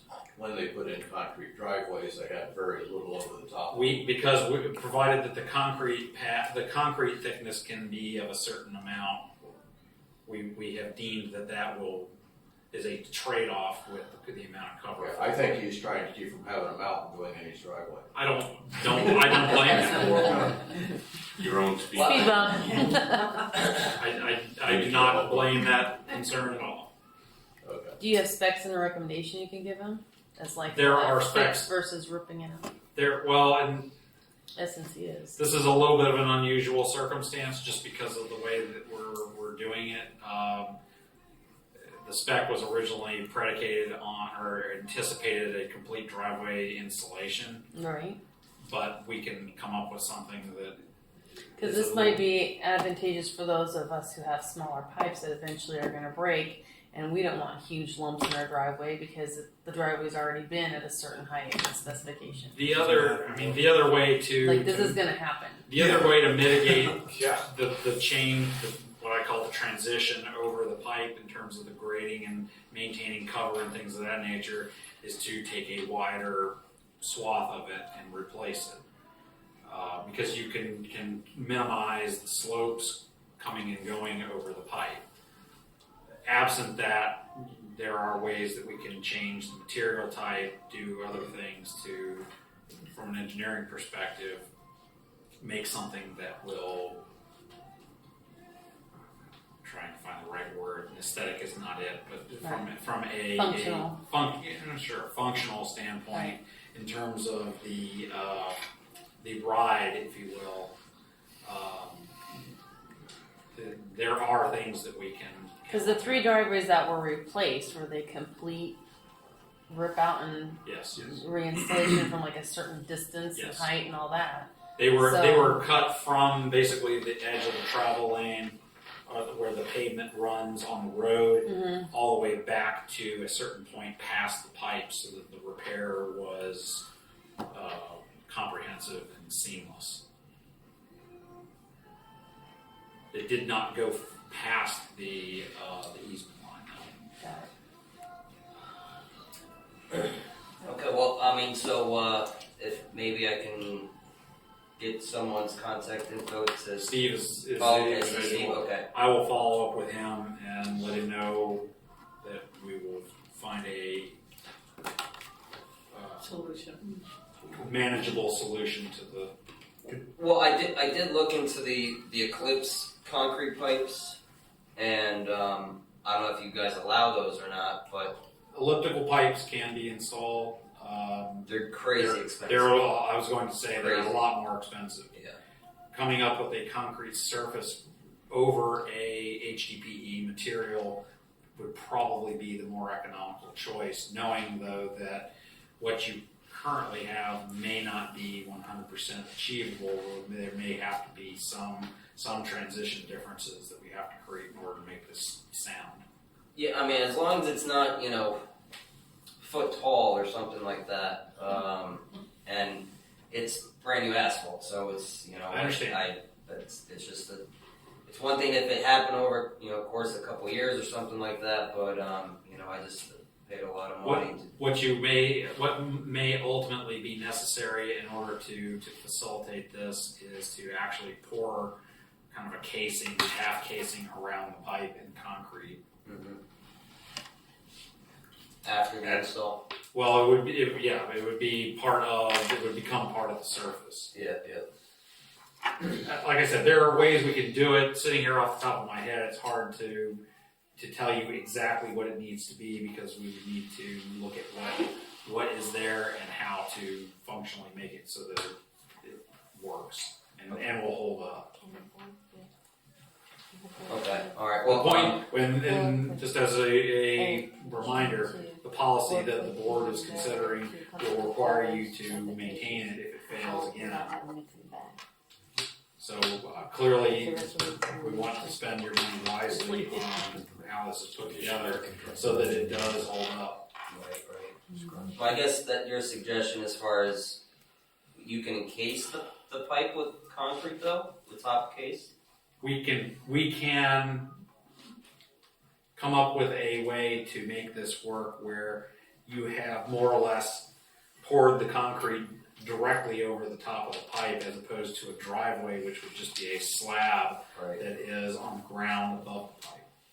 Okay. The idea being that you have more mass, it's a larger piece of concrete and will provide stability for all these different pieces. Okay, alright. We have to Doesn't keep he have this to as, use one of the approved driveway contractors? Yes. So that was another question. Am I able to rip it out to save a little bit of cash in order for a contractor to install the pipe. Yes. Yeah. Yeah, it'll be a restore. I don't see a reason that you couldn't pull it out. Okay. Alright, well, it's, you know, When you do that, please make sure that you've installed silt Silt fence fence, yeah. through the bottom of the swale on both sides so that we don't have any issues. I realize this is the dry season, however, we do get rain from time to time. Right. Another question of mine was, since I do need to save some funds to pay for this, obviously, you know, since you only have a limited amount of contractors, that, you know, it's not cheap. So, I was seeing if, I don't know, maybe can have it done within next couple months or something like that. I don't see that that's a. Yeah, An issue. it's gonna take a bit to, you guys to figure out a plan, what you're gonna do anyway. It's a board decision, and Well, it's just I so, don't think the board cares. Yeah. you know, I mean, so I have it in the works at least, and it's not just something just put on the back burner, and then I get another letter, of, you know, someone coming to my yard and ripping a whole bunch of stuff up. So Is there a time frame that you're willing to commit to that you feel is reasonable? I would say if this is mid-February, I would say March, April, like maybe the end of April, latest, maybe beginning of May. Get a rainy season. Yeah, right. Yeah. 6 months. Alright. No, not 6 months. I was gonna say 6 months. I mean, I'll go 6 months if you guys say 6 months. So you'll be in the rain. You'll be in the rain. Yeah, you would. You have neighbors driving in that. End of April is what I heard. Just Sounds like a plan. That might benefit you. Do we just move this to new and unfinished, or do we move this to just his engineer's report? So what you could do is, you could, based on the conversation, table it until the May board meeting and direct the engineer to interact with the property owner to figure out a plan for the replacement. The property owner's gonna have to use the regular driveway permit application process. If you direct the engineer to work with the property owner Motion made. to accomplish that process. Second What's all that? I'll second Do you know what Alright. So it's May? Yes. Alright. Perfect. I mean? Tabled until May for the board's purposes. Engineer to do his job. Bring that. Alright, what's the deal with the gate cameras? Okay, that came back up on because right now, as we all know, the cameras are there at the Maddox Gate, but they are non-functional. Yes. Totally non-functional. So Brad Gallagher had sent out some emails with some game cameras if we wanted to choose to put up some different cameras that may not need a streaming service. The board never made any decision as to whether they wanted to replace the cameras with some other cameras, repair the current cameras, or whether or not they wanted just to keep it so that there were no cameras. So we're looking for, what does the board want in relation to cameras at the Maddox Gate? it. And then there was the question about enforceability. Yeah, So it's like, I don't know. We have like 4 sets of cameras sitting up there now. I don't know.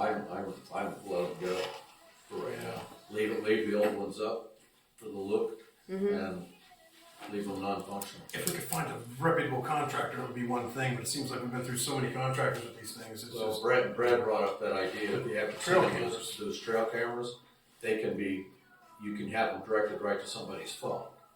So they can see on the moment what happens if something goes down, so. Does it say video? I'm not, he showed me the whole setup and it was, I was impressed. He has his, cameras up north. it's gonna go off all the time. And he's got like 18 of them on his property up north, and he can see all over his property anytime something happens. The downside that I see to it, and I'm not sure how they work, every time a car goes through, your phone's gonna go off. So, that's a lot of cars. yeah, so I'm can't not keep quite that. sure that for phones it will work so well. Well, like with the Arlo, if it's anything similar to the Arlo, you can mute that. You don't get the notification every time. but you could look back and scroll through and Well, see the that's activity. good, that's good to know. So going back on that, I mean, those cameras are like under $200. Arlo might be an option because we added that to Wi-Fi. Yeah. Then you told me it was like $18 a month Do you to have to Can't put it we on should your go. phone. Well, you're on that committee. It wouldn't be bad. I mean, I'd say it's way better than more than. I put you on that You committee. don't need to- you don't need to do that with me. Tag you with You'll the do card. this one, okay? I told you. Motivation right there. Waterfall. They're not gonna have a clear. Yeah. So we could use them for finding things like that. No, these cameras don't realize. Okay. See, my concern is the possibility to spend all this money, get these cameras, monitor it, catch people, then, Yeah. Can you do anything? yeah. Have Mr. Gallagher come in and talk.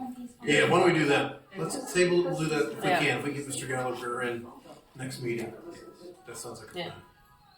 Now, knowing that we're about to charge him a whole bunch of money. I see this. Maybe you can give us some cameras and trade. We'll take a trade. Yes, Tina. So they were functional before, what changed? Nobody knows. One stopped. One stopped completely, and then the other one stopped recording. It was just streaming live activity, but you couldn't. It Go wasn't back. recording. It wasn't saving anything. So we were paying for something that wasn't providing the effect and what you were wanting from it. And how many times have we called the original contract Oh, to come the- back out? It was Lots crazy. and lots and lots months. So we just canceled it from there. All right, so we're going to table it. Please. Yeah. Are we And gonna table, are we gonna cancel the service though, right? It It's has already been. done. Okay. Yeah, it's already Yeah, done. that's already done. So you do want cameras there if you can get cameras that work and We're gonna take It a all look at a makes different sense. kind of camera. Yeah, Okay. we'll do that. Table it and invite Mr. Gallagher to come make a presentation. Or talk to you. Stillwell guardrail accident. okay. We are to the point where State Farm has, in a phone call conversation, stated that they have determined that the insured vehicle is 100% liable for the damage, and they want an invoice. The challenge is getting somebody to give us a quote for the repairs. I did finally find someone in the Fort Myers area called Acme Barricades who does that kind of work. I've sent them pictures. I have not had a response. They did say they were very busy. The only other companies that I've called and have not had anybody respond back to are companies on the East Coast. Collier Paving said they only use companies on the East Coast. So I'm waiting to hear back from Mr. Benfield of Acme at this stage. Okay. I might try calling Lee County DOT. I did to see if they have a vendor that they can refer you to. I did call Lee County DOT. I tried to see if they would subcontract the repair because they do it in-house. They won't. And they also will not provide because they do it in-house, they would not provide a name per their policy of any vendors. They don't have a continuing services contract with a private entity. No, they do it all in-house. Who put it in?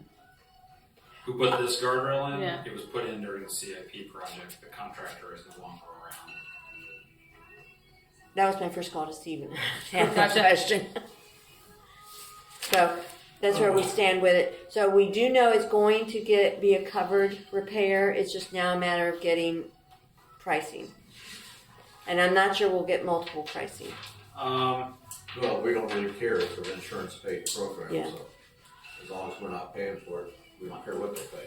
My other thought is on the approved contractors list, Christel is one of the approved vendors.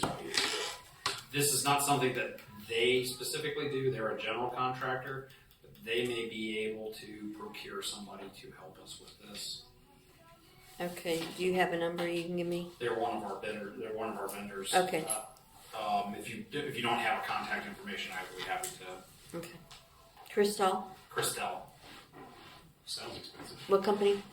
Christel. Oh, that's the name of the company. I thought it was his name. Sorry. So they're a good company. Been around a long time in 4 months. But the insurance company is paying for it, so. Right. They know. We don't care what it costs, we just want it done. And really what we have is that we have about 7 of the supports that are damaged at a minimum, and one One's gone. length of guardrail, which is about 120 inches. And then you do have some disturbance of the canal bank that needs to be compacted and, It's gonna be a tricky repair yeah. for a variety of reasons. We may have to even get into grouting the soil, doing some other things to make sure that it is going to hold up. I did pick up some of the debris from They the never vehicle told that. accidents. Now that we have Did the road. confirmation, I haven't got a letter yet, So but now that I have confirmation that they're liable, Did they ever I don't need consider to keep that the debris, do I? I'm sorry? I Did only they kept ever it in case consider we the went to beginning, sue. like having a pipe and a road lead over the pipe? Like bury that like we did in Strike Lane. If you can I'm hold on sorry, to it I'm not for- following. This canal, burying it like we did in Strike Lane. Oh, Was that ever considered the very initial? no. Because You're for some reason, everyone likes to walk right here on this side. They don't want to. I don't know. to do something like that, you're looking at a massive. Oh, no, I know. Well, yeah, I mean, Huge. like they did at Strike Lane, how they buried all that. We were kind of was that ever? Well, there's no pipe down Strike Lane. We Not in the took. There was a swale that ran down the middle. We Moved took it and put it on the outside. sides. Yeah, they're still exposed. Just It's still an open swale. It's just the shape and the location were modified. We took 2 roads and combined them into one. Took one swale and combined it into 2, or split it into 2. Basically, you just filled it in, that ditch in the middle. Correct. All right, I got 3 other things on here: the Florida Prime, the SunTrust Bank resolution, and then the Northern Trust. Is that true? Those that's are what I your have. resolutions. Yes, I have resolutions for 2 of those 3. The Northern Trust one, That was just, Close it. we Well, do we have to- we don't have to do We anything, don't do we've that. already Okay, done you're that. good with that. Okay. Yes. I didn't know if we needed to do anything with that. Okay. So Florida Prime, I guess. Yes, sir. I have a resolution authorizing entering into agreements for the deposit of public funds of San Carlos Estates Water Control District between the district and the Florida Prime State Board of Administration Local Government Surplus Fund, otherwise known as Florida Prime. And the important part of the resolution is section 3, which confirms that Florida Prime is a designated qualified public depository, which is important for the law statute 280, I think it is, of the Florida statutes. And then it says that the people named below, Ben Bogatz, Jim Bradford, and Jennifer Finazzo, are the 3 supervisors of the district and are authorized to negotiate checks, draft certificates of deposit, open bank accounts, etc., initiate wire transfers, etc. Then you'll need to sign the resolution, and then section 4 says that there is one additional authorized signer that can also do those things, and that is Margaret C. Lawson, aka Chris Lawson, who is the Secretary Treasurer of the district. This will accompany that. Yes, ma'am. And we'll have, and everybody will sign the resolution as well before you leave tonight. Before termination of authorization says that this resolution will remain in full force and effect until you notify Florida Prime. This is also that they, as a public depository, can accept your monies and enter into the deposit agreement with you. And Ms. Lawson needs to get into place so that you can put money with Florida Prime. Which we already have, Yeah. 890-some thousand there. So this is to make sure we're papered properly. And I got copies So if you need them. we said to sign them. So it's a motion to adopt this resolution, Motion. and then I'll hand pass this around for everybody to Second sign. E, J, F. And Jim, you're 3-0? Pardon? 3-0? You vote in favor? Yes. Okay. All right. And And then the next resolution is another cleanup resolution. You have previously done business, and I guess may still be doing business with SunTrust Bank. This resolution authorizes the termination of that banking arrangement relationship with SunTrust Bank, now known as Truist. At the time that, and I had added specific language here that says, Board of Supervisors hereby authorizes the termination of the banking agreements that were previously entered into between the district and SunTrust Bank to be effective upon the date that is selected by the district through the president/chair of the Board of Supervisors of the district, Ben Bogatz, or his designee. And then Ben Bogatz and Chris Lawson are authorized to sign whatever documents are necessary to terminate the district's banking arrangements with SunTrust Bank. You don't want to pull the trigger effective immediately to close the account if Ms. Lawson needs to keep the account open for a week or two or however long. So this language says that you will close the account when Chris Lawson and the president say now's a good time to close the account. That's this authority that's given. So again, it's a motion to adopt this resolution would be appropriate. So move. Second. And I just need the chair and Ms. Lawson to sign this one. Okay. That's it for me. Perfect. So Ben, what I'll do is do a letter requesting the termination, and here's the resolution, we'll both sign the letter, and Perfect. Yeah, that'll work. All right. Something new here at the very end is a supervisor discussion. But since we're gonna do this every board meeting, I say we set like a time limit on this thing so it doesn't go in too long. I'm being here. No, I can't do another 10:30 night here. So let's just, what, Actually, the only thing I really have right now at the moment is that there's a couple things on the minutes that I wanted to just clarify. And it says that, says Jim feels that the board needs to produce a standard for the use of the perimeter roads. We already have a standard for the perimeter roads. okay. The only difference is it's not being abided by everybody. So it doesn't matter if we have a standard if it's not enforced. So we either need to decide that we have a standard and that's what we're enforcing, or we need to decide that we need to change that.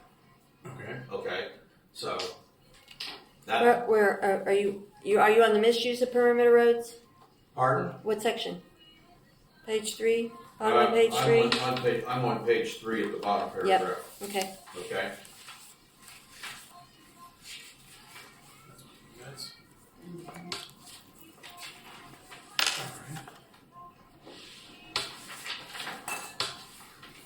So if you went to our handbook, you'll see that it's all addressed in there. But it's not being monitored equally to all people. So that's what I'm. So, all right, so what you want to change that to say that you feel that we need to, I think what I put We have a there standard. is good enough. I'm just saying that it is addressed in our handbook. There's no reason for me to have to bring it up, except for if we're gonna enforce the rules, we enforce them equally. so maybe you need to say, that's what we want to say, is that we need to enforce them. Wait a minute. Now, I wasn't saying we enforce them. I was saying that if we're going to enforce them, we ought to enforce them equally. I didn't say we were going to enforce them. Somebody somewhere along the line over the years has elected to let one thing be one way and something else be another. And it's left us with this discrepancy of how are we really handling this? And I'm only saying somewhere along the way we need to figure it out. For instance, at the end of, is it Rodas where the lady's putting in that little garage in the backyard? She's about 75 feet short. If we're going to force her to put in pavement to there, then we have other areas around the subdivision where people are using those roads for their personal use, then they need to comply with the same rules we would enforce her to do.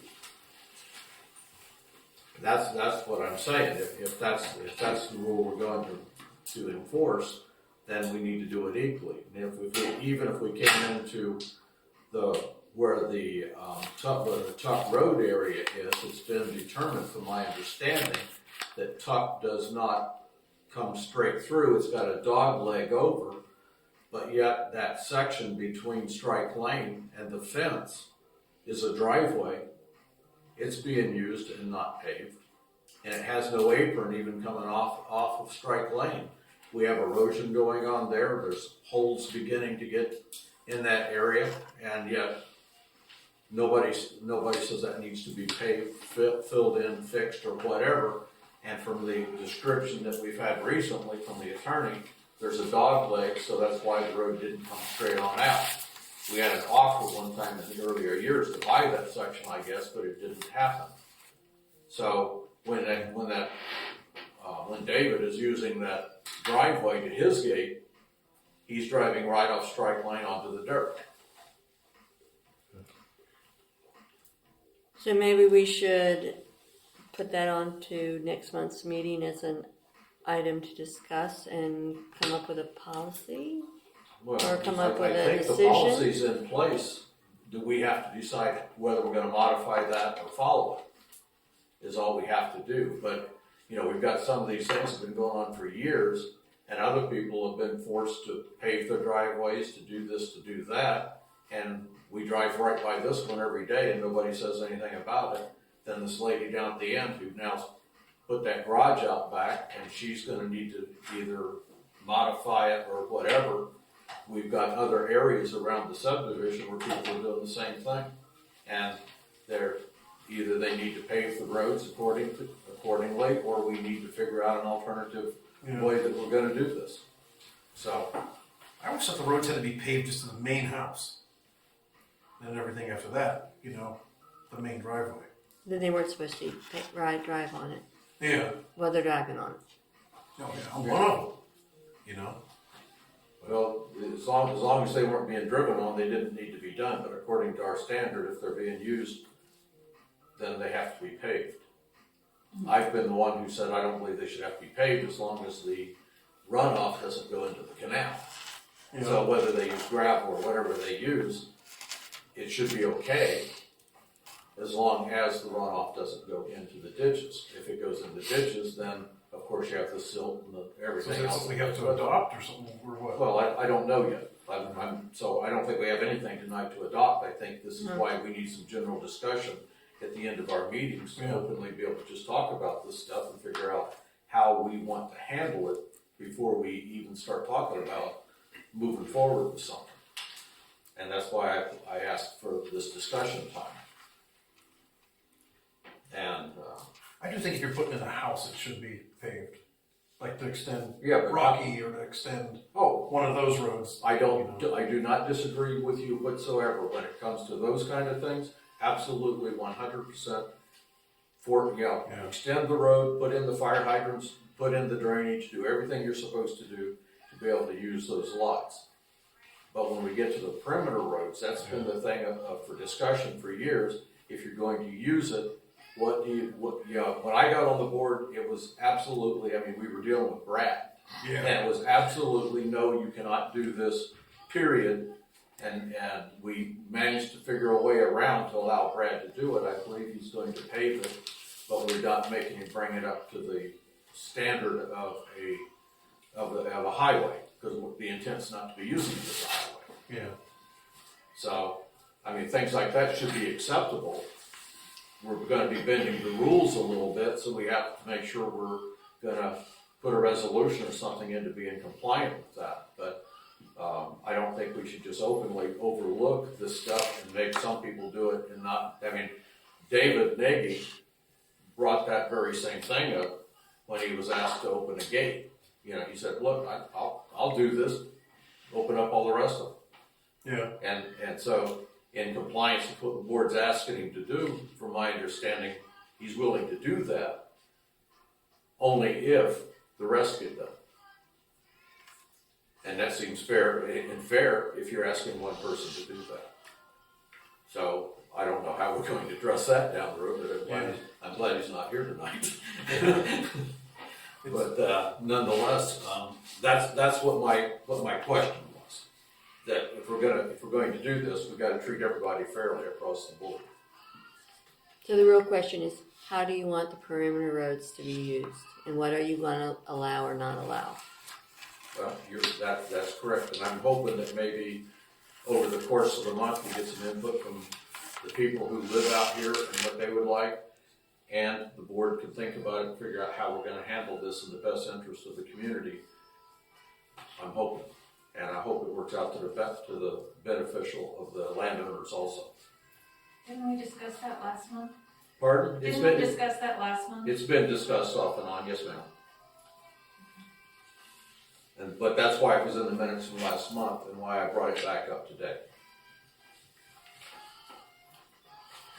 Let's see. There was another thing that I brought up, and that was about recouping the funds for our attorneys and engineers when we're billing people for negligence or whatever. That's also addressed in our handbook. It says right here under application fees, and I assume that that's the same, from my understanding, it's the same thing. It says the application fee is specific to the proposed task. There are several possible fee categories identified in the applications. All checks should be made out to the San Carlos Water Management District. The purpose of these fees is so the applicants bear the costs of the development of their property, which in my interpretation means any cost the water board has, such as the engineering and the attorney's fees, if we have to have them involved. And that was what my question was. But the application fee is $750. That doesn't say over and above for malfeasance or There's another category that is discretionary or can be in the vein of what we were discussing earlier, using Mr. Gallagher's case as an example. Is that the one for $1,500, where you have it over anything over your 10 hours or 15 hours? 15 hours. 15 hours. Anything over 15 hours of your work, then they should be billed to the homeowners, correct? That, I believe, is the intent, yes. It's in the handbook. And that's the question I think you brought up. Is that for every driveway? Is that what you're saying? Mm-hmm. Yeah. So, and what my question, what I was intending was that we just make sure that if a person causes us to have to use the engineer or an attorney for something, that they bear that cost. The people shouldn't have to bear the cost. We've got an example in what was your name? David. David's here tonight on his own free will. I know he was sort of summoned in a way, but he is here and offered to move forward making things happen, and he brought it before the board, so it minimizes any costs to the people in general, even though we've instructed Bill to work with him. So that's a case of basically the same thing. Mm-hmm. But if we're not having to fight him to get it done, so it won't be a lot of money. Yeah, He's yeah. jumped in there and said, he'll take care of it, give me time to do it. That's all I'm asking. And that's what we've agreed to do.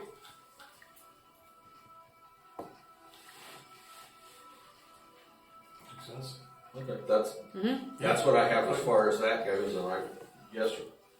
Oh, I thought you raised your Well, hand. you were questioning that because that was brought up in what you brought up to the last Yes, meeting. it was put in the minutes, so. It was misunderstood from what you said at the meeting. And I have one other thing, and that's when people in the crowd talk and bring things before the board, that we're courtesy, I always look that word, courteous enough to address, give them, their name if they're speaking to us, so that everybody knows who was speaking in the crowd.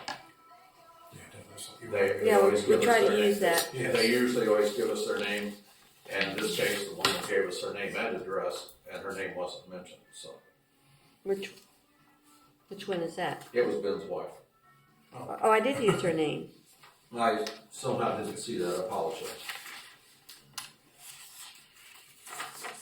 That was where we say a guess. That's where I don't have a name. Right. I saw my name on the minutes, Yeah. previous minutes. Yeah. Yeah. So.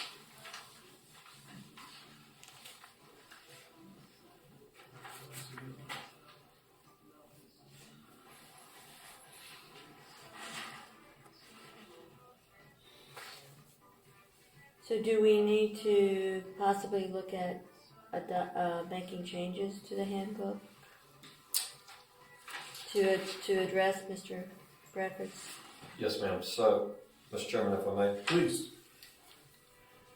to clarify so that Ms. Wilson can prepare the board meeting minutes for next month, for this month, excuse me. Supervisor Bradford, were you asking to have a change made to last month's? You weren't asking I to wasn't change the asking meeting for any minutes, you were changes. just I clarifying was just clarifying. what your topic of discussion Right, is if I for was tonight. misinterpreted, Yes. I was trying to clarify that. Yes, sir. So no changes to the meeting minutes from last month. They stand as prepared and approved. And then at the next month's meeting, or at some point in the future, Supervisor Bradford, would you want the handbook, certain provisions of the handbook to be brought back to the board for discussion? I'll tell you what, I'll take a look at what I'm thinking, and then we need to bring it back for a discussion time with the board so that we can talk about it and see what the thoughts are. And that way maybe we can be on the same length and get everything done satisfactory to everybody involved. Yes, sir. So if it's for just discussion purposes, without any final decision-making to occur, then that can come in under the supervisor discussion item here? That's what I was. Yes, sir. Okay. When it eventually, if an item that is discussed under the supervisor discussion provision eventually reaches the place where a decision of the board is going to be made of some sort, that's when it would shift into the old, new, and unfinished business category so that you can get public input on it and then make a decision on it. Section 8 is where you make your decisions. And if we do make any modifications there, I would most certainly think that the public should have input on that. Yes, absolutely. And we could get those written up so that they could be discussed and reviewed and discussed some more. It might even be held on to till the annual meeting. Could be. So, yes, sir. Anything in the general supervisor discussion, is that part of the minutes? Yes, ma'am. Okay. Everything, and you can do a synopsis of items. Supervisor Bradford is right. Anyone who speaks from the public, if at all possible, we need to record at least a name reference for them and the address if we can get it. The points of discussion can be a synopsis. The motions need to be the most accurate part, and the name of the maker and the seconder and the vote outcome on the motions definitely needs to be in the meeting minutes. And I apologize. I think adding that number 9, I lost the old 9, which was to approve the minutes of the last meeting, which is not on the agenda. So I think we need to Yes, ma'am. add that. Yes, you do.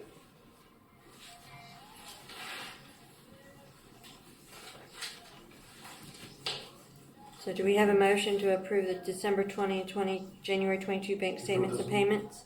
Here go those minutes. Yes, I am. Second. Okay, what, I'm sorry. Right. So she said bank statements? And they talk And I minutes, think that's you all were right. talking about- Oh, yeah, we were talking about the minutes. That's okay, I got it. Jim said yes and you said yes. So the motion was to approve the last month's meeting minutes. Correct. And then you need to do the bank statements. Motion, And the bills. motion to approve the bank statements. Second. Motion Aye. made. That's everything?